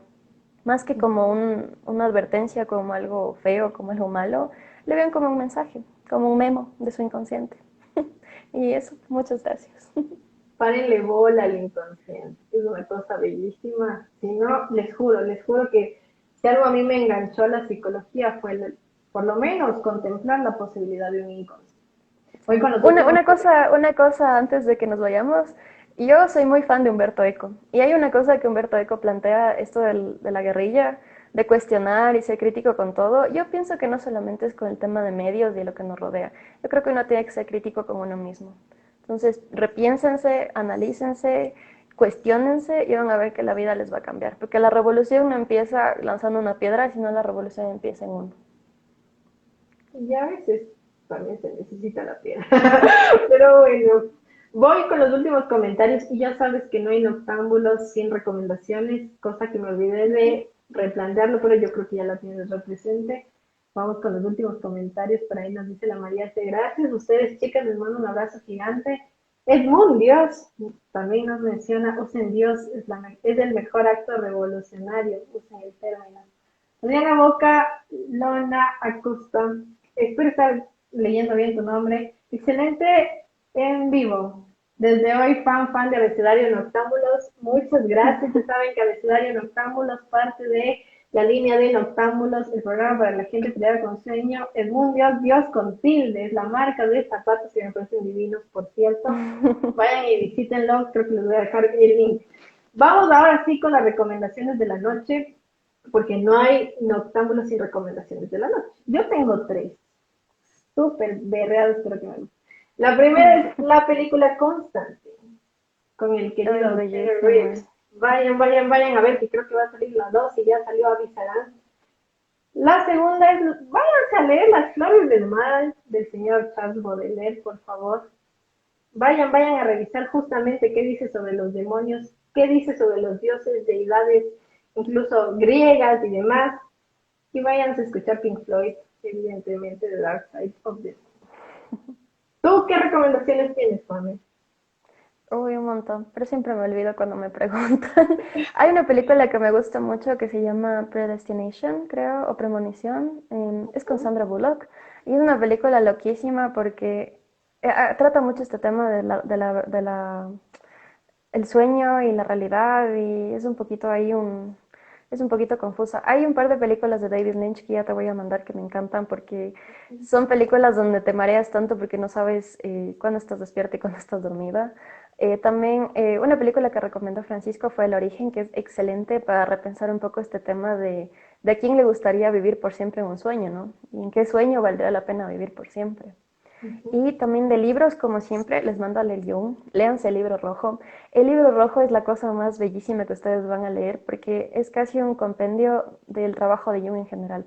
Y no solamente es un texto, el libro rojo tiene un montón de los dibujos de Jung hechos a mano y pintados por él. Es una cosa preciosísima. Así que si aprecian el arte, les va a encantar ese libro, les va a encantar de verdad. Y te voy a mandar la otra lista de libros de recomendaciones de antropólogos porque no quiero aburrir a nadie que ya ha invertido su tiempo aquí. Tal vez ya quieran ir a dormir. No, maravilloso, yo te agradezco un montón. Para mí, de hecho, siempre aprendo un montón desde este otro lado, rescato la idea de que definitivamente no lo sabemos todos, sabemos un granito de arena y por eso hay más granitos de arena siempre contribuyendo. Para mí es un gusto siempre tenerte aquí, aparte que te quiero un montón, y lo sabes. Y a todos y todas los que están del otro lado, un abrazo gigante. Ya saben que ustedes hacen noctámbulos también. Por eso también dentro de las recomendaciones de la noche pesqué dos. Si me faltan, por favor, avísenme. Ya saben que esto se queda en las notas. Recordarles que Noctámbulos ya está en YouTube. Para quien quieran recomendarles que no tenga Instagram porque había este problema. Y nos vemos el miércoles con la labia en la cultura ecuatoriana.